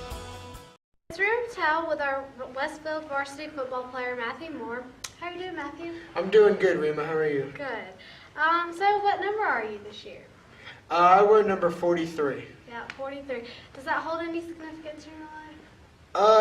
I've had it my whole high school career. You know, I got it when I was a freshman. I just thought it was time to change up. And there have been some legends to come through Westfield High School to wear that number, and I thought I'd just keep the tradition going. That's good, that's good. So how's the season looking this year? It's looking real good right now. We're sitting at 1 loss. Hopefully we'll win out through the rest of the season. We got John Milledge coming up, and hopefully it should be for the region championship. Maybe it'll be a good game. What team was the loss with? We played Deerfield at Albany, and it was just a rough game, but, you know, we just had to, next week of practice, we just bounced back and just had to get better off of it. That's good. So last week you guys played Gatewood, and how was that? It was good. It was good. Gatewood was a good team. They had some athletes, but we just came out there at our home field and just outplayed them, and we played our best. Yeah, that's good. Matthew, what's your favorite school subject? My favorite school subject is probably environmental science with Mr. Howe, just because we have a lot of fun in Mr. Howe's class. He's a good teacher. He knows when to be serious and when to have fun. Yeah, that's good.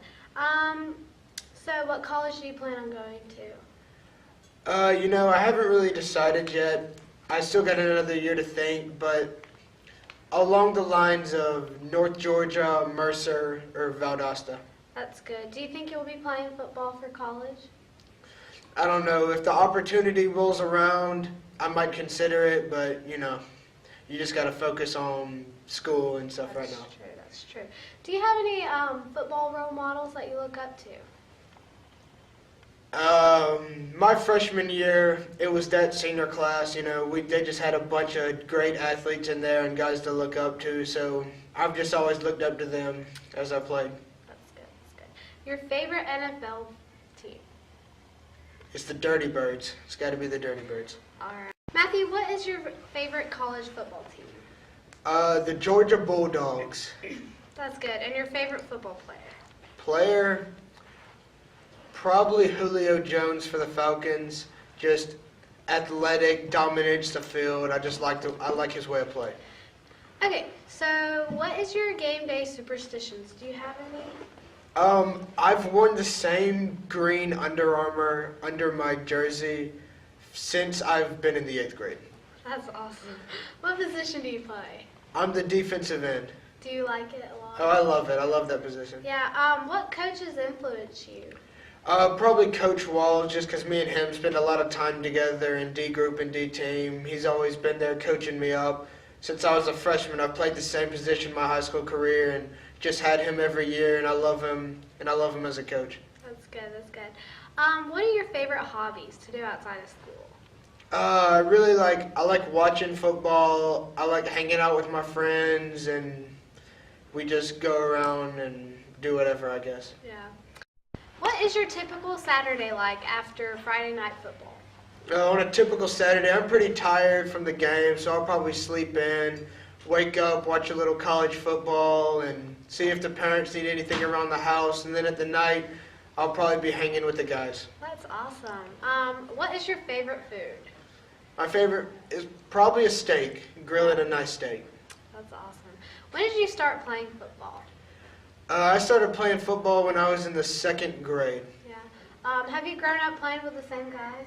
Yep, it's been pretty much the same crew. We added in Ryan and a couple other guys once we got to middle school, but since the 2nd grade, a bunch of us have just grown up playing ball together, and that's why I love playing with these guys. That's awesome. When did you start going to Westfield?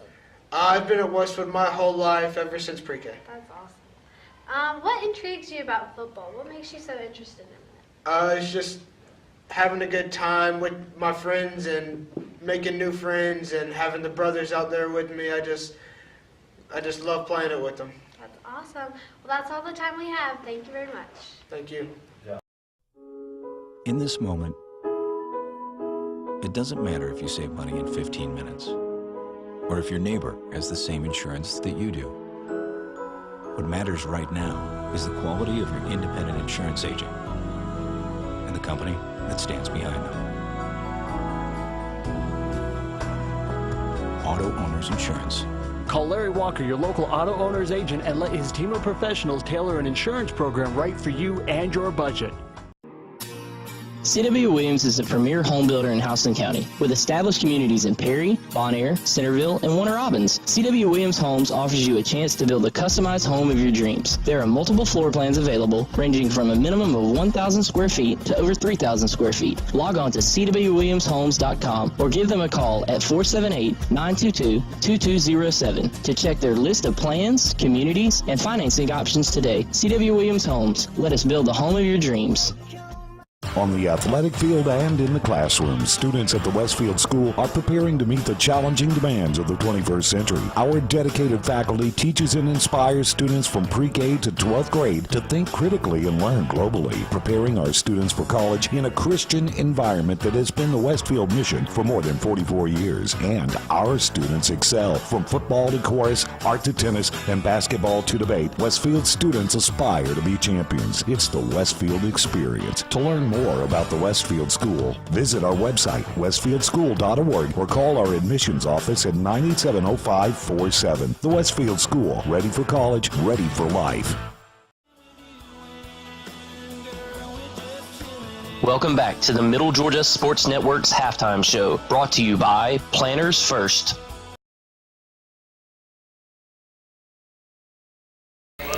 Welcome into the Planners First halftime show here on the Middle Georgia Sports Network, where Westfield leads at the half 35-7 over John Milledge Academy. And Westfield looking good here tonight so far, Brett, as they have really racked up some points, but surprisingly they're losing in the stat category as far as total yards, but that's mainly because they've started with a lot of short fields. Yeah, absolutely, and their defense has done a great job of getting turnovers, and that's really been a key, as Westfield has 13 rushes for 48 yards in the first half, but 2 passes completed for 61 yards, 2 touchdowns, and when it doesn't take you very much to score and you get a defensive touchdown, you know, the stats are going to be a little bit skewed in the favor of the opposing team, but they have 109 total yards. And John Milledge has rushed the ball 28 times for 148 yards, 45 yards, 1 touchdown, 2 fumbles on the night, 3 of 7 passing with 1 interception, 43% completion percentage, and 157 total yards. As Kenny's going to get sick now because he drank my drink. Oh, God. So that was a stat update by ComSouth here to scores. Good. Thank you. As we're here at the Planners halftime show. Thank you. So things are all going all right, but man, I tell you, I think we're actually missing a pass play, Brett. Now that I think about it, there was you had the long 58-yarder, and then it's still 2 touchdowns. You had 2 offensive rushing touchdowns, 1 defensive and 2 passing. But we're missing some yards, I think, on the. I got you. There was a 38-yard touchdown pass there, and I forgot to add in a 58-yarder right there. So only Ryan had 61, but Gavin Edmondson had a 38-yard completion. So that's a total of 99 yards. I'll make that adjustment real quick. So, yeah, so the stats are pretty close then, 147 to 157. So that makes it look a little bit better. See what happens when I'm not up here, folks? I know. Things fall apart, man, I tell you. But Kenny was just having to try to do it all himself. But Westfield looking good. 3 of 3 passing there for 99 yards. They had the 58-yard one, and then they threw in the long one there as well on the throwback screen, and which was really probably the offensive play of the game thus far for sure. And that goes along with the defensive play of the game so far this go-around, and that was Tucker Moody having the 48-yard interception return for a touchdown.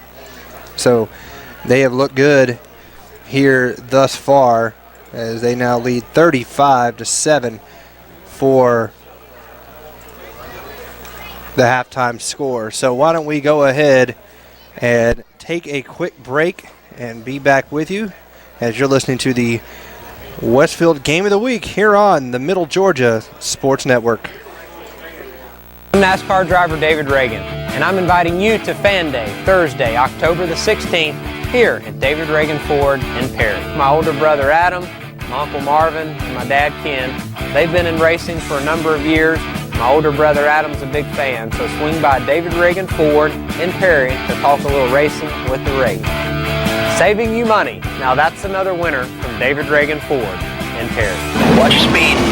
Go on me.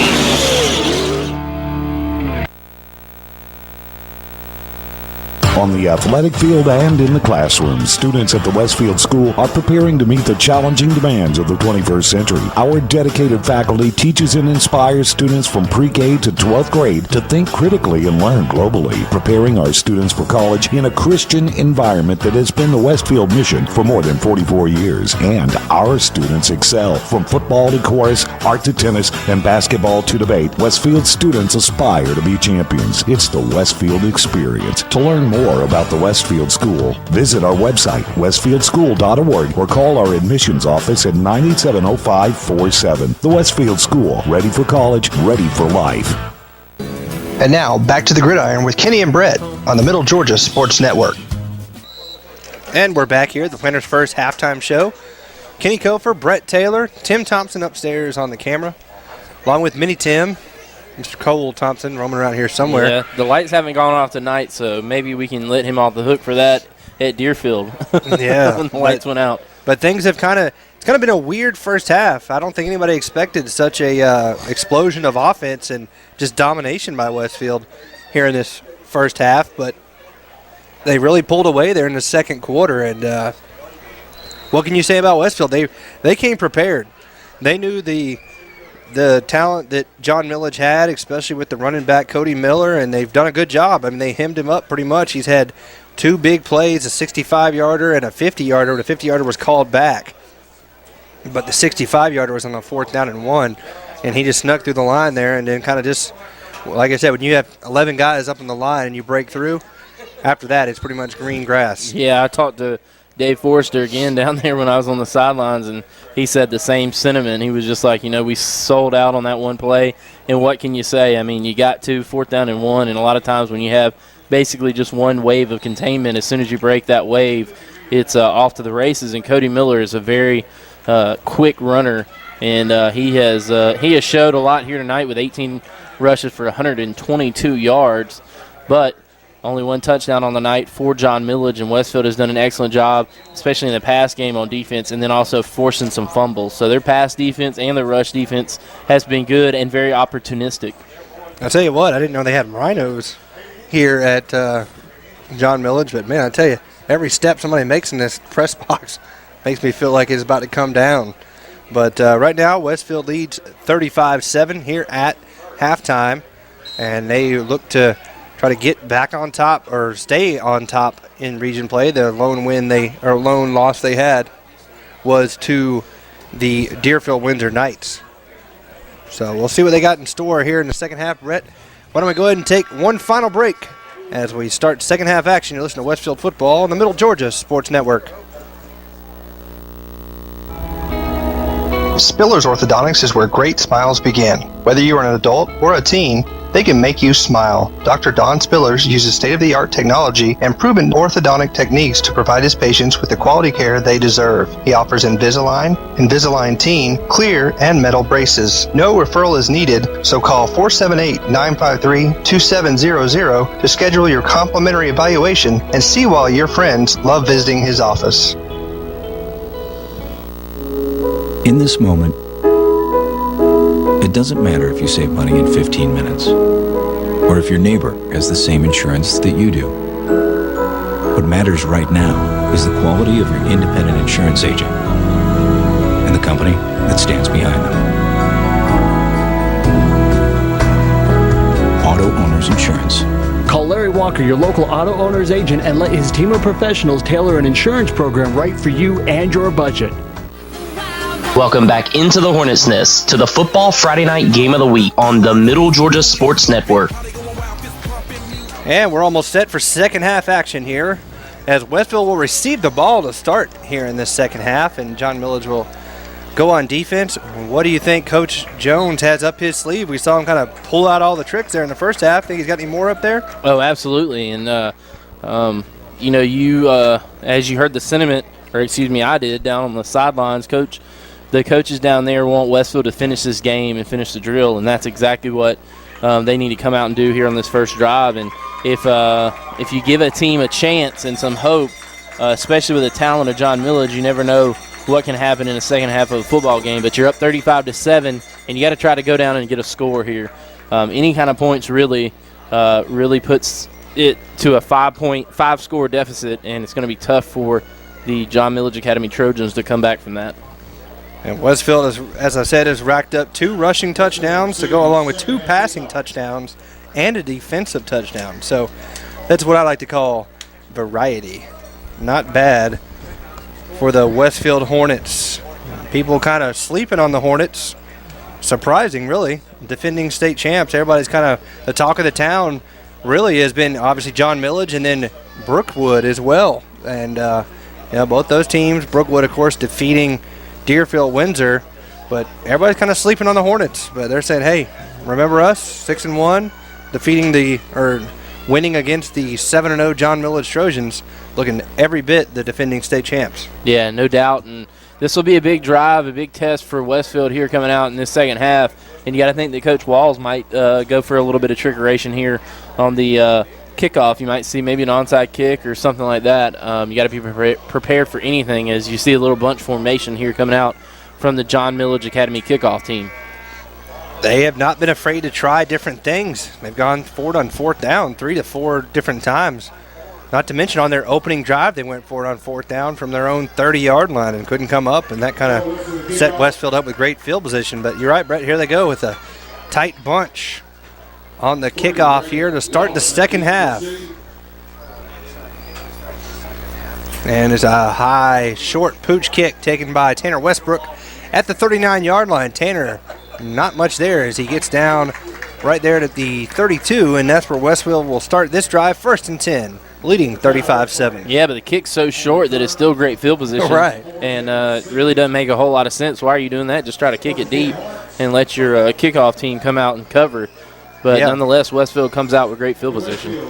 So the Hornets bring out their starters here, leading by 28 points. Hoping to build upon that lead and really just send a message here in GISA AAA Region 4. Westfield win this. They're sitting pretty as they go in the last 2 weeks of the season. Ryan's going to keep it. Ryan here across the near side, across the 50. He's across the 40, and he'll go out of bounds at a horse collar at the end, and no flag thrown. As he goes out of bounds at the 33-yard line, that could have been both a late hit and a horse collar. Yeah, that was very apparent. I thought both hands almost in the shoulders. So he goes from the 32 of his own down to the 33 of John Milledge. So that's a 35-yard run for Ryan Fitzpatrick. Yeah, great job. Good play to start off with. 35-yard run right out the gate. Not too shabby, so Westfield moves up here and already into John Milledge territory just on one play.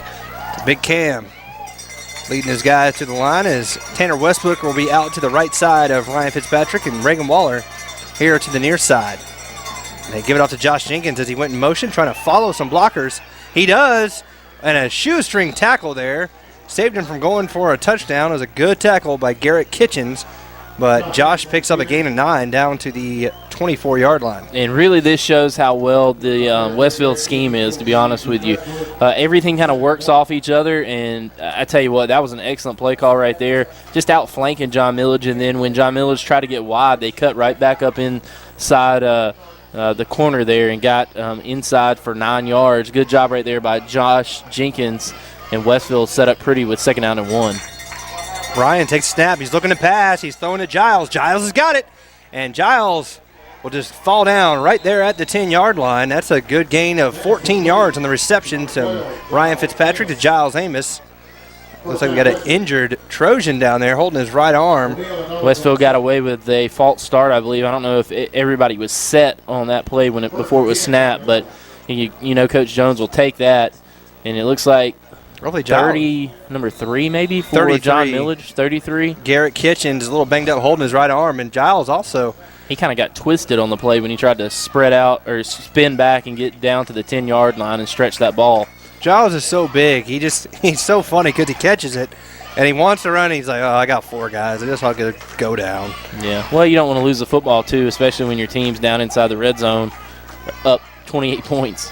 1st and 10, looking to pass. A little quick screen. Oh, my Lord, what a pass right through the hands of Reagan Waller. But I tell you what, that was college-esque Pro-esque there, right on the money. Right through the pocket, through the passing lane, and Ryan, I tell you what, that was an excellent pass, and Reagan, he's got to think he wishes he had that back, and but nonetheless, you got to take a shot on first down, and that's exactly what they did, as Westfield can actually pick up a first down inside the 1 yard line at about the half-yard line, so Westfield can get a first down here without scoring a touchdown as Giles Amos comes back into the game.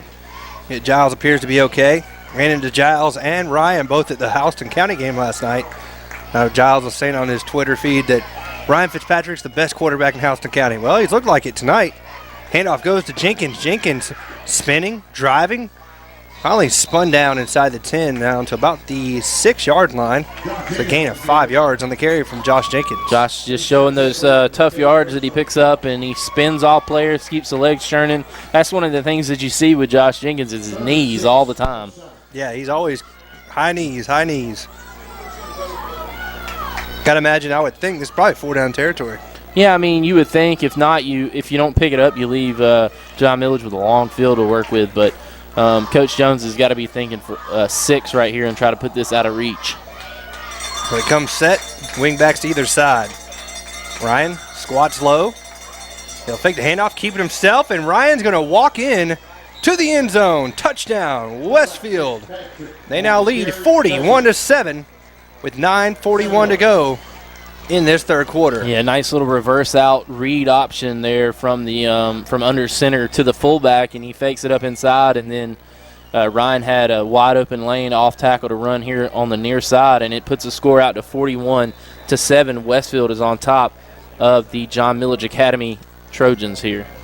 So Griffin Elmore on for the extra point. Tanner Westbrook the hold, John Walker Moore the snap. Snap is good, hold is good, kick is also good. So with 9:41 to go in the third quarter, your score, Westfield 42, John Milledge 7. Listen to Westfield football on the Middle Georgia Sports Network.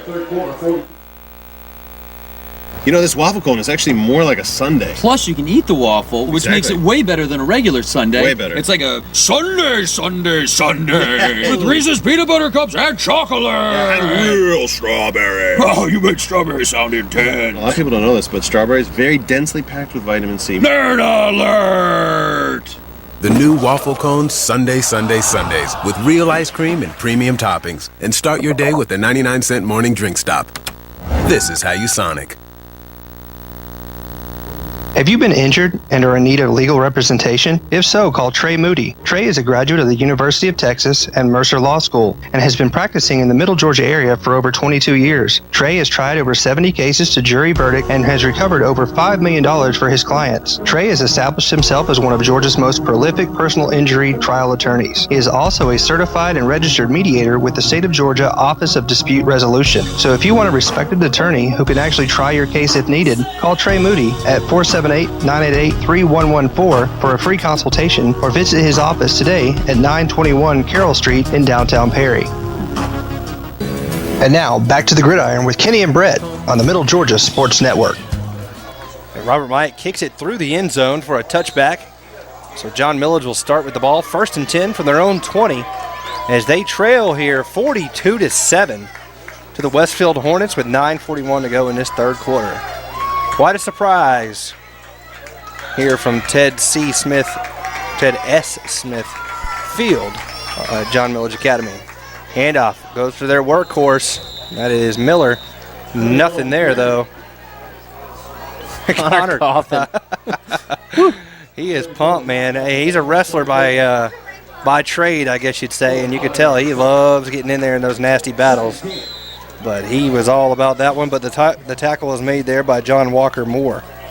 Yeah, great job right there by John Walker Moore, and just good penetration by Westfield's defense getting across the line and really disrupting things for the Trojans. And it's been tough sledding other than 1 or 2 plays for Cody Miller. Run a little option now, and nowhere to go. Is bringing him down, and it could have been a late hit, and it will be. He tackled him in bounds, though. Yeah, but he slammed him there to finish it. So unfortunate, Connor Cawthon finishes off a good play as he read and took the quarterback out of the play there for a loss of about a yard.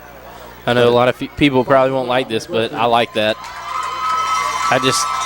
I love a guy who's intense about the game of football, and a lot of times as a coach you'll take that just because you know he's playing 110%. Connor's going to be pulled off the field on that one, though, as he made a good play. We'll see if any coaches come talk to him. If Westfield goes on to victory here tonight, that'll be a play they probably watch over and over again. Yeah. during film study. So he brings them down. The referee wanted to make sure everybody knew it was 15 yards. He came out there and did it again just because he felt like it. Hey, you know. These are probably the worst set of refs we've had all year. Players aren't the stars of the game, it's the refs. Miller with the handoff right up the gut. He'll fight out to about the 38-yard line. Walker Davidson along with Aiden Murphy and Matthew Moore there.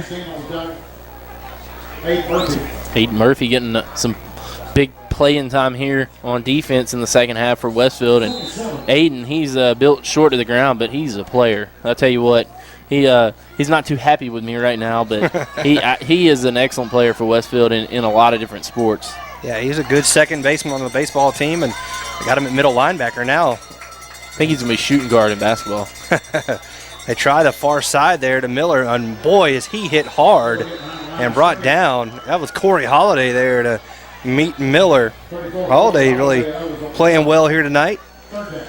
Kind of a quiet guy, doesn't really talk too much, but he makes his presence known.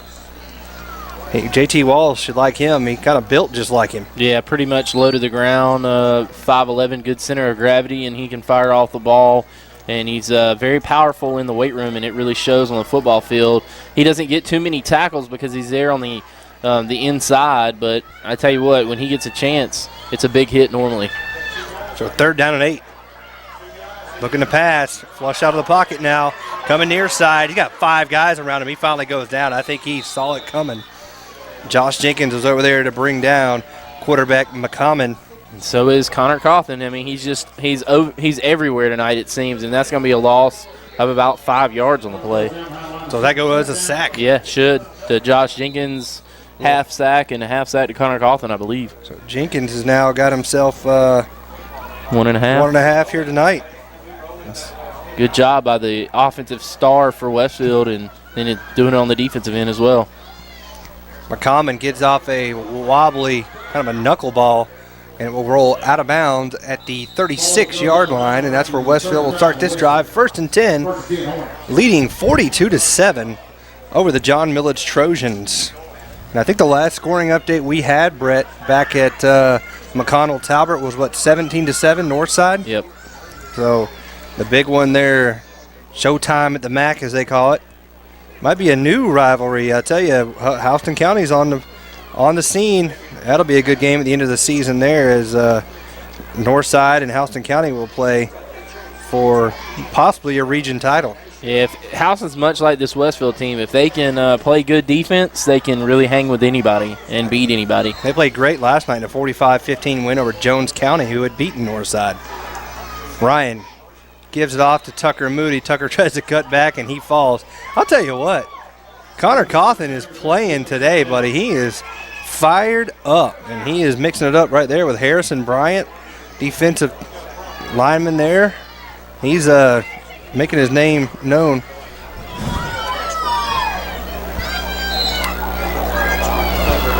Tell you what, Kenny, Connor Cawthon reminds me of one of those players that Ert used to talk about. He's got a bad case of the wants. Yes, absolutely. He is. He's on fire down there. Handoff quick goes to Josh Jenkins. Jenkins, big hole. He gets across the 50 out to the 48-yard line. Flags fly in late, though, and it looks like the way Jacob Payne's reacting, it's going to be on him. We'll see how far down the field that occurred. 2 flags down. Josh Jenkins shot out of a cannon for a 17-yard pickup, but flags down at the 45-yard line of John Milledge, and this might be coming back on Westfield. Personal foul. Double personal foul. So offset. First down. So they're going to let the result of the play stand, and Josh Jenkins picks up 17 yards. Normally that comes back, doesn't it? I think he signaled dead ball. Oh, so after the play or after after they had whistled it. Yeah, even though the flags were thrown during the play. Who knows with these guys? And as you said, this has not been the most well-officiated game we've seen this season. JT Walls just looked at him, turned around and shook his head like, oh, my God, you got to be kidding me. And then this side judge over here just signaled third down. Third down after 17-yard pickup on second and 10. And now he's holding up a 1. He got it right, man. Get off the Wonderful. back. Wonderful. Inside trap given to Robert Myatt. Myatt dancing around, carrying a defender, dragging him. He's going to need a new jersey after that play. Remind me of Little Giants with Spike dragging the little guy there. But Robert's not a very big guy, but they say he's one of the best guys in the weight room as far as pound for pound. Yeah. There's really nobody stronger on this Westfield team than Robert Myatt. Yeah, he is. He's a man of few words. I mean, he doesn't say much, and because his brother got all of his words. His brother is quite the comedian. Quite the comedian. Always funny to talk to Alex, who apparently caught a punt early in the year. He said if he would return it for a touchdown, he'd take his helmet and his jersey off, fold it up, and give it to Coach Jones because he's never going to top that. That's true, though. Yeah. Good play right there by Josh Jenkins. Shoots upfield for a nice 4.5-yard pickup. And Westfield continues to kind of churn things out here really midway through the third quarter. So 3rd down and 3 with 5:08 left in this third quarter. Westfield leading 42-7. This comes on the heels of Westfield winning 55-14 over Bullock Academy, 54-14 over Westminster, and then last week 49-14 over Gatewood. So Westfield just running rampant through GISA. Ryan fakes the handoff, keeping himself. He's going to go right in the middle. He's still on his feet. He's got some blockers, and he's got the corner. 10-5, touchdown. Ryan Fitzpatrick, no flags, and that will go 42 yards for Ryan Fitzpatrick. Wow. What can you say? Just impressive. It is quiet here on this side. Just impressive. Ryan is, he's got that deceptive speed. He found the running game. I think it was against, I want to say, going to draw a blank there. Chip's former school. Southland? Tift area. Last year. Last year, we saw Ryan all of a sudden just develop a running game. And he is going to let that bleed over here this year. He's, if not the leading rusher, definitely the second leading rusher as the extra point is up and good from Griffin Elmore. Your score, 49-14, 4:40 to go. We'll take a quick break. You're listening to Westfield Football on the Middle Georgia Sports Network. Go free ×3 this summer with ComSouth. Upgrade to any gold or higher value package and get the first month free, get free activation, and ComSouth will make the installation free too. Plus, as an added bonus, upgrade to high def and receive HD TV, you guessed it, free for 3 months. That's a whole lot of free for great telephone, wireless, state-of-the-art cable TV, and high-speed digital internet. Visit ComSouth.net for more details or stop by any of our convenient locations in Cochran, Hawkinsville, Perry, and Fort Valley. Well, the news is out. Brandon Outfitters has taken Central Georgia by storm as one of the Mid-State's premier outfitters. Located just off I-75 in Perry, Georgia, Brandon has all of the latest gear for any hunting season or just for a nice night out on the town. They still have all of your favorite brands such as Southern Tide, Mountain Khakis, Southern Marsh, Patagonia, Costa, Orvis, and as always, a huge selection of firearms. Brandon also now features new brands such as Sims, Ray-Ban, Kavu, Chaco, Yeti, and much more. Come check them out at 106 Fairview Drive in Perry. They're sure to make your visit one to remember. Welcome back into the Hornet's Nest to the Football Friday Night Game of the Week on the Middle Georgia Sports Network.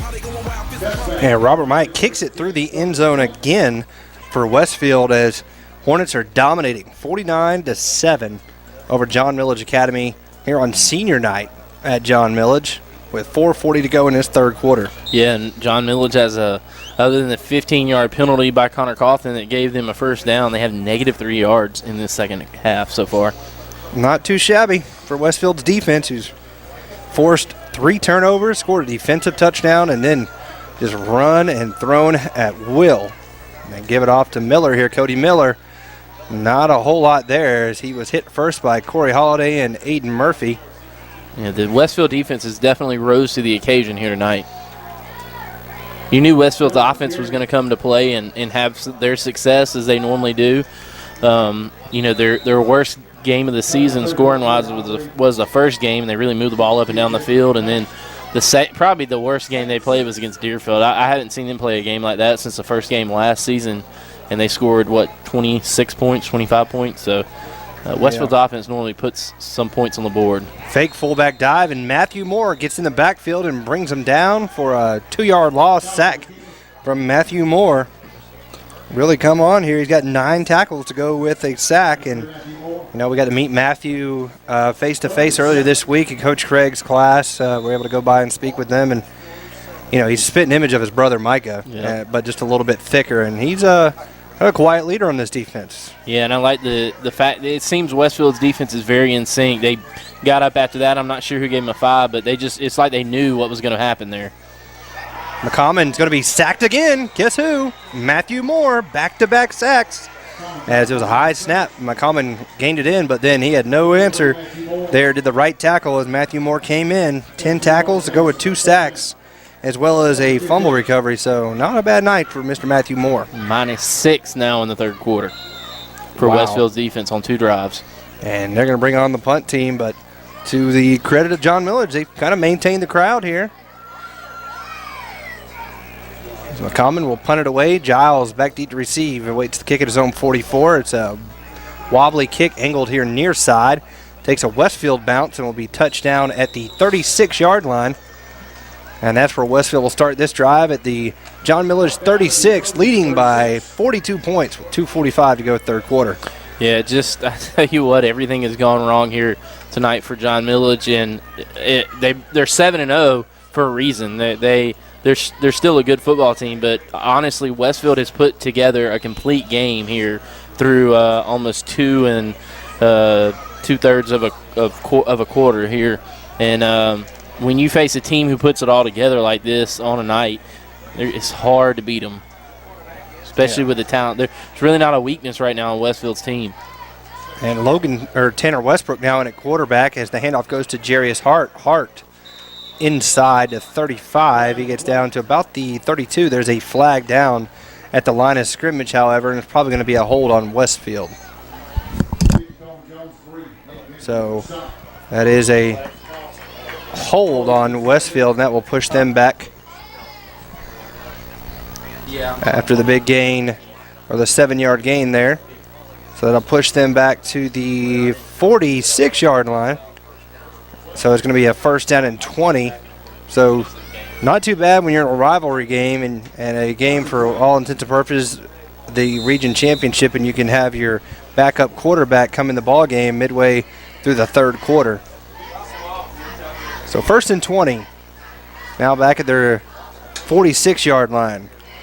Austin Burnett also in there, as well as Aiden Murphy. Murphy gets the handoff. Aiden drives. Not a whole lot there. He maybe gets a yard to the 45.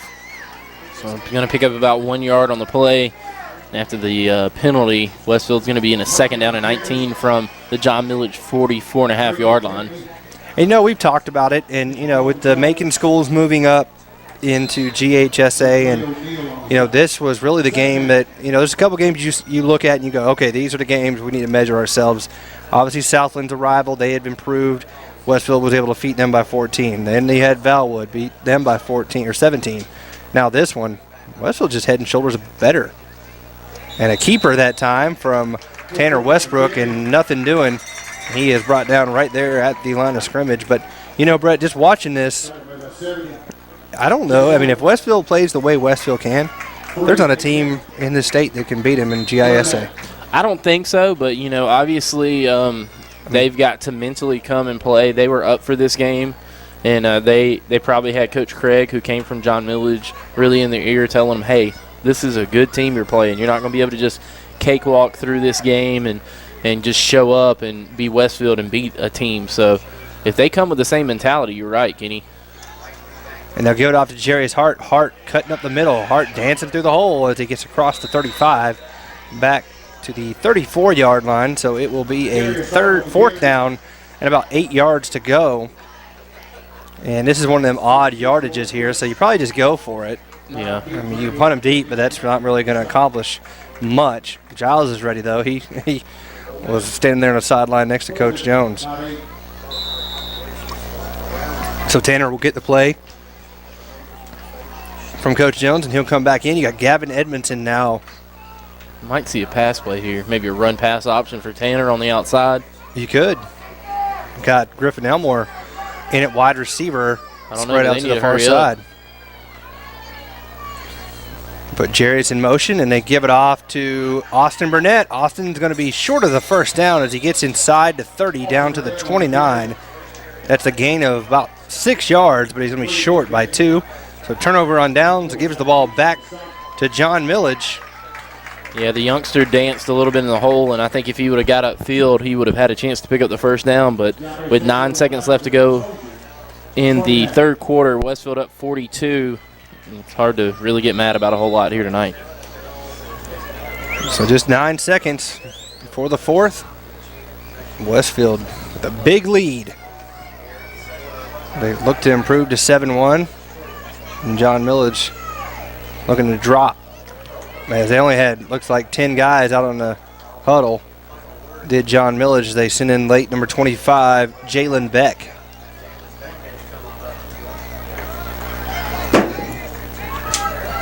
So 1st and 10. Common hands it off to the deep back, and that is number 8, Cody Miller. And Cody gets about 2 yards.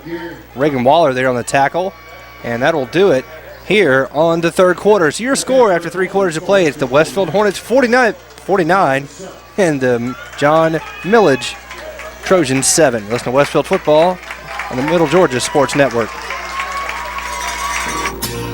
C.W. Williams is the premier home builder in Houston County. With established communities in Perry, Bonaire, Centerville, and Warner Robins, C.W. Williams Homes offers you a chance to build a customized home of your dreams. There are multiple floor plans available, ranging from a minimum of 1,000 square feet to over 3,000 square feet. Log on to cwwilliamshomes.com or give them a call at 478-922-2207 to check their list of plans, communities, and financing options today. C.W. Williams Homes. Let us build the home of your dreams.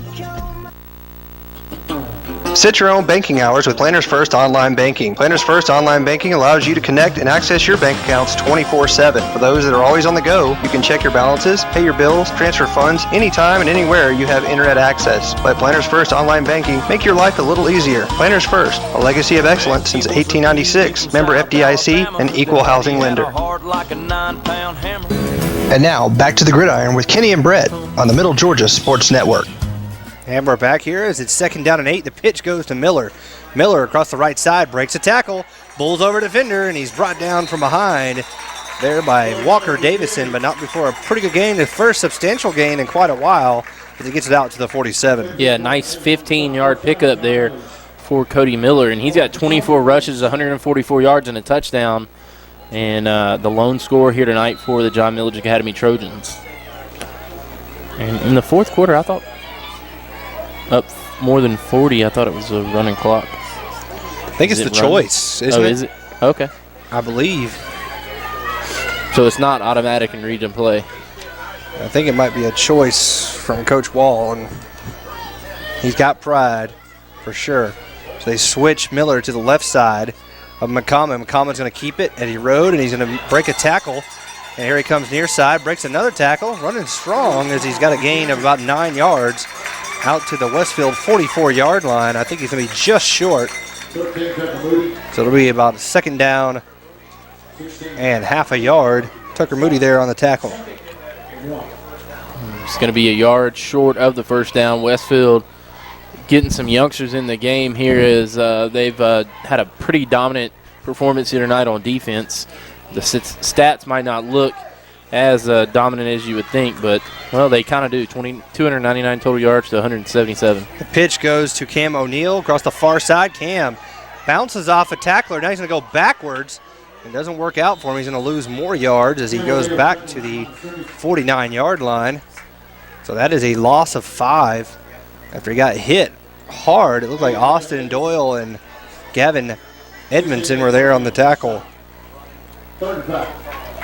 So a big play right there by Westfield's defense to negate the 9-yard run, and it's going to bring up a 3rd down and 5.5 for the John Milledge Academy Trojans. And With 10 minutes to go here, 49-7, your score, Westfield all on top. Probably going to be 4-down territory, you would imagine. Nothing to lose in this. So line up in the I formation. Miller, the deep back, they give it off to him. Got enough for the first, and he'll be brought down there by Logan Williams. Big number 79 getting in there, but not after a 7-yard gain from Cody Miller. Cody Miller does a good job of just lowering his head, getting upfield. He knows he has the lane. All he's got to do is run through some arm tackles, and that's what he does for 7 yards down to the Westfield 41-yard line. First down and 10 for the JMA Trojans. And getting tight at the MAC. Wow. 24-21. Northside leads. That's a rivalry game, you know. Crazy stuff happens in that game. Absolutely. And they fake the handoff. The Common's going to pitch it. Good option play. And it's speed down the corner. And there goes Miller. Cody Miller for the touchdown. John Milledge. And that's his second of the night. And this one will go 39 yards. 41, excuse me. 41, 43, 49, 39. 41-yard touchdown run from Cody Miller. His second of the night. And it's now 49-13. Pending the extra point, Westfield leads.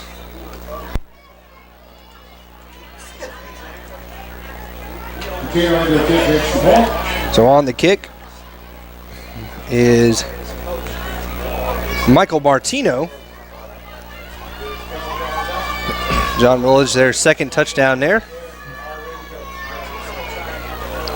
And Westfield living up to their point average, and that one looks like it is good. So we'll go ahead and take a quick break. Your score, Westfield 49, John Milledge 14. You listen to Westfield Football on the Middle Georgia Sports Network. I'm NASCAR driver David Reagan, and I'm inviting you to Fan Day, Thursday, October the 16th, here at David Reagan Ford in Perry. My older brother Adam, my Uncle Marvin, and my dad Ken, they've been in racing for a number of years. My older brother Adam's a big fan, so swing by David Reagan Ford in Perry to talk a little racing with the Reagan. Saving you money. Now that's another winner from David Reagan Ford in Perry. Watch your speed. Go on me.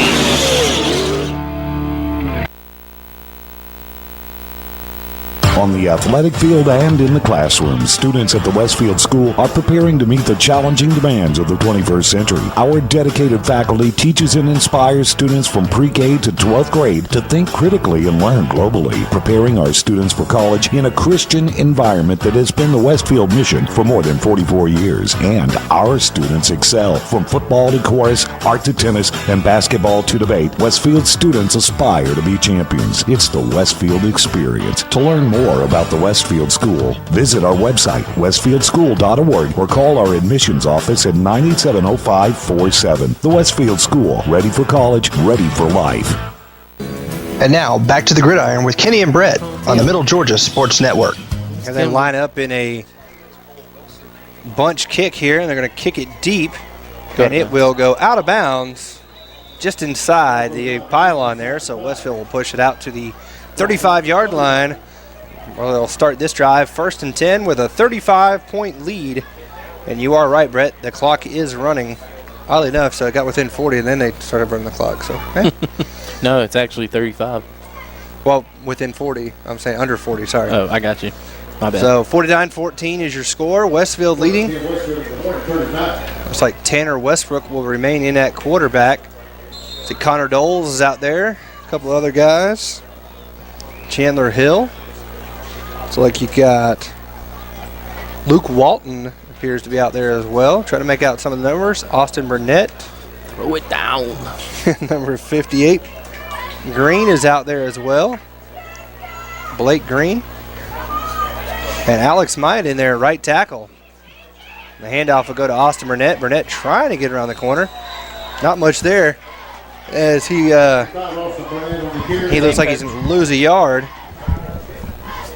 on the carry. Maybe 2.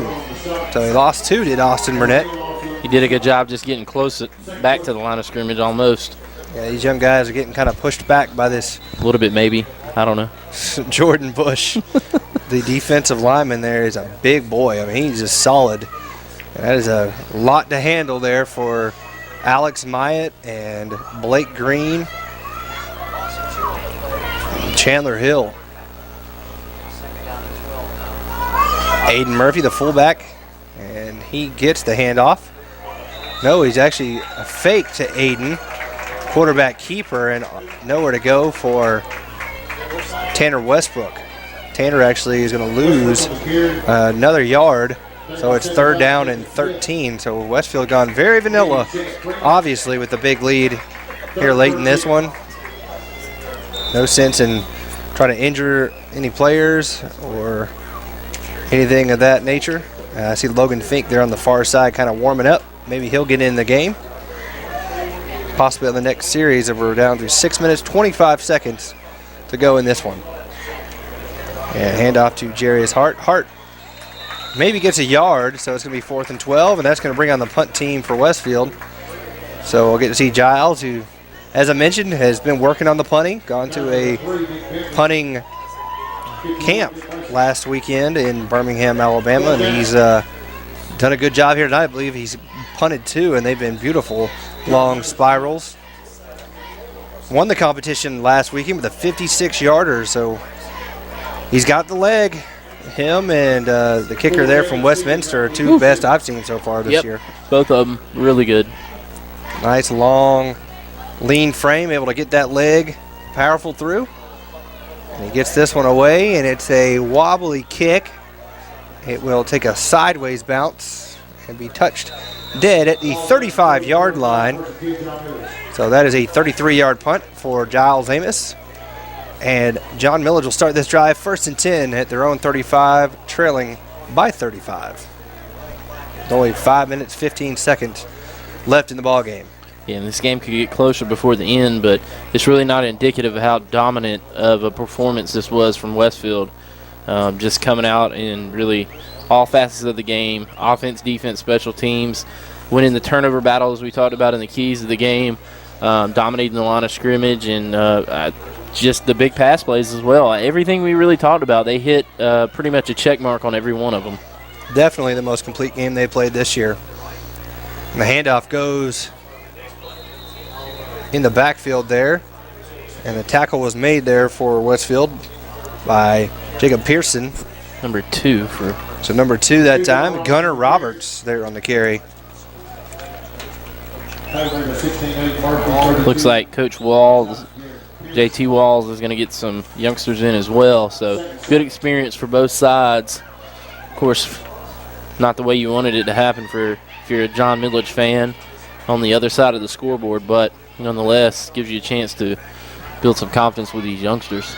Roberts will stay in there at tailback. They give it off to the fullback this time, and he's wrapped up immediately. There was Colin Infante wrapping up the fullback, number 31, Cole Wilson. Big Infante, I tell you. Westfield, lines up John Walker Moore and Walker Davison in there at the 2 defensive tackle positions, and then you take a look at Colin Infante and big Logan Williams, and I tell you, that's got to be intimidating to say, oh my Lord, how do we run against these guys up the gut? Wyatt Young out at cornerback, as well as Kennebrew here to the near side.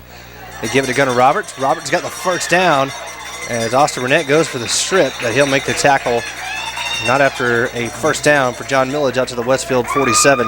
Nice 11-yard pickup right there by Gunnar Roberts. 1st down for the John Milledge Academy Trojans, and 3 1/4 change left here in this ball game.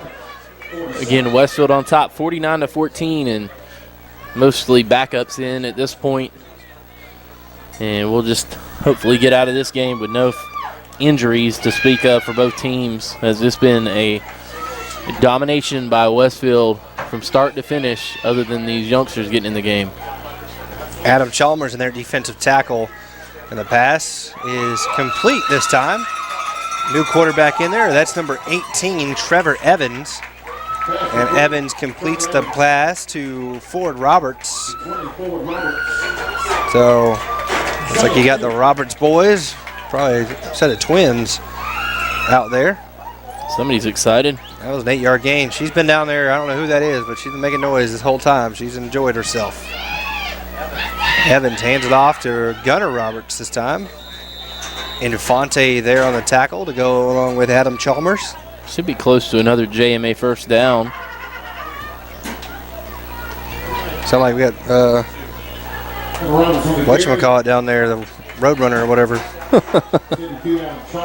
And they're going to give him the first down. It's a nice run right there by Gunnar Roberts. It'll be first down and 10 at the Westfield 37-yard line.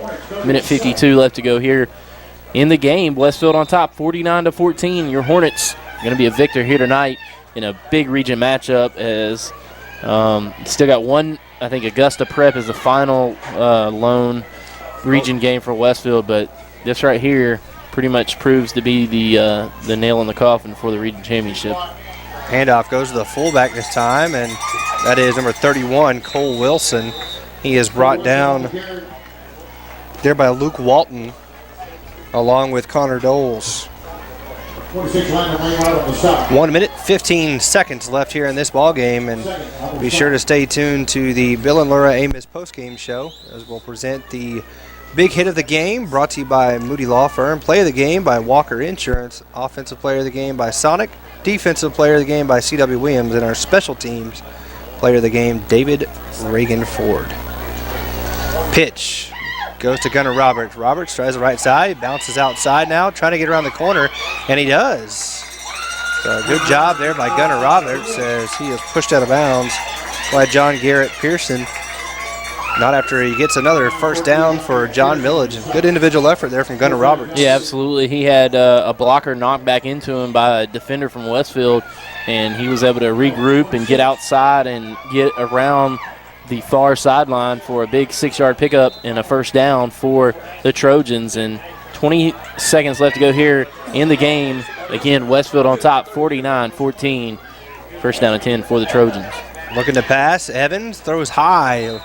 There on the coverage was Jarius Hart. He was looking for number 25, Jalen Beck, and that is your ball game. So Westfield comes up to Milledgeville and just throttles John Milledge Academy by a final score of 49-14. So we'll go ahead and take us a quick break and be back with the Bill and Laura Amos postgame show right after this on the Middle Georgia Sports Network. Another road trip awaits the Westfield Hornets next Friday as they head to Woodbury, Georgia to face another tough team in the Flint River Wildcats. The Hornets have been on a roll since suffering their only loss of the season and hope to keep the new winning streak alive. The Wildcats look to knock off the visiting Hornets in upset fashion. Be sure to tune in at 7:10 for the Brandon Outfitters pregame show, followed by the kickoff between the Hornets and Wildcats at 7:30, only on the Middle Georgia Sports Network. The Middle Georgia Sports Network would like to thank the following sponsors for making this season's broadcast possible: ComSouth, Sonic America's Drive-In, C.W. Williams Homes, David Reagan Ford, Spillers Orthodontics, Walker Insurance Agency, Brandon Outfitters, Hamby Automotive, Trey Moody Law Office, Planners First, and Bill and Laura Amos, proud parents and supporters of Westfield Athletics. With all of your game stats, impact players, and analysis of the game, welcome into the MidGASports.net postgame show, presented by Bill and Laura Amos, proud parents and supporters of Westfield Athletics. And welcome into the Bill and Laura Amos postgame show, where Westfield's a winner tonight. 49-14 is your final 2 straight weeks with that same score, 49-14 final. As we will move to 7-1 with the Westfield Hornets. Dropping to 7-1 is John Milledge Academy. And Brett, why don't we go ahead and take a quick look at the final stats brought to you by ComSouth. Yeah, absolutely. Westfield doesn't look overly dominant on the stats tonight, but nonetheless, they were effective enough, especially on defense, forcing 3 turnovers tonight. And Westfield rushed the ball 29 times, 184 yards, 4 touchdowns, 6.3 yards per carry. Average 4 or 5 passing for 113 yards, 2 touchdowns through the air, 4 penalties for 40 yards, and 297 total yards. John Milledge, conversely, 48 rushes, 237 yards, 2 touchdowns, 2 fumbles, 4.94 yards per carry average, 4 of 8 passing, 20 yards for 1 touchdown, 1 interception, and 257 total yards for the Trojans. So those are your final stats brought to you there by ComSouth. And we'll go ahead and move on into our honors of the game, and we'll start off with our big hit of the game, brought to you by Moody Law Firm, laying the law down, and that was Giles Amos. Big hit on Cody Miller, and he jarred loose the football and banged up Cody Miller just a little bit, and he gets our Moody Law hit of the week here, laying the law down. So congratulations to Giles. And moving on into our offensive player of the game, brought to you by Sonic, and that goes to Ryan Fitzpatrick. 5 carries for 83 yards to go along with 2 touchdowns. He was also 3 of 4 passing for 70 yards or so. One of those passes actually was attributed to Gavin Edmondson on that long touchdown pass and the throwback screen. But Ryan, kind of the quiet leader, and he stepped it up tonight and kind of backing up what Giles is saying, the best quarterback in Houston County. And he does it here tonight. He's our offensive player of the game, brought to you by Sonic. Defensive player of the game, brought to you by C.W. Williams Homes, goes to Matthew Moore. Matthew with 10 tackles, 2 sacks, and I believe he got the first fumble recovery. So congratulations to Matthew Moore. Our defensive player of the game, brought to you by C.W. Williams Homes. And our special teams player of the game, brought to you by David Reagan Ford, will go to Robert Myatt. Robert showing that long leg as he was able to put it in the end zone time after time here tonight and force John Milledge back to their own 20 each and every time. So those are our players of the game, brought to you by David Reagan Ford there as special teams player. Yeah, just wanted to say for the folks who tried to watch here tonight, I know the cell coverage was a little spotty here for us tonight, but we will have the archive up hopefully tomorrow for you to watch the game in its entirety with no interruptions. But nonetheless, we love bringing you the action. And from what I heard, the audio was pretty good here tonight. So obviously, you get in these remote locations, Kenny, you can't ever predict what the coverage is going to look like. It's going to be the case next week. So we're going to do our best up in Woodbury, Georgia, with Flint River to bring you the game and the video as well. So just be patient with us. Obviously, we can't predict the away games, but we do the best we can. I'd like to say that Westfield played, like we said during the broadcast, their most complete ball game of the season. And what a way to come up to Milledgeville on the road and really make a statement that's probably going to have a lot of people look up and say, daggum, Westfield really got it together and put it on the John Milledge Academy Trojans, who were undefeated coming into this game. So kudos to Westfield, and John Milledge, still 7-1, has a lot to play for, probably going to end up being the 2 seed out of this region. So Westfield might see them down the road. Yeah, big win for Westfield here tonight, 49-14 your final. So for Tim Thompson, Brett Taylor, I'm Kenny Cofer. Thanks for listening. Westfield wins 49-14. You've been listening to Westfield Football on the Middle Georgia Sports Network.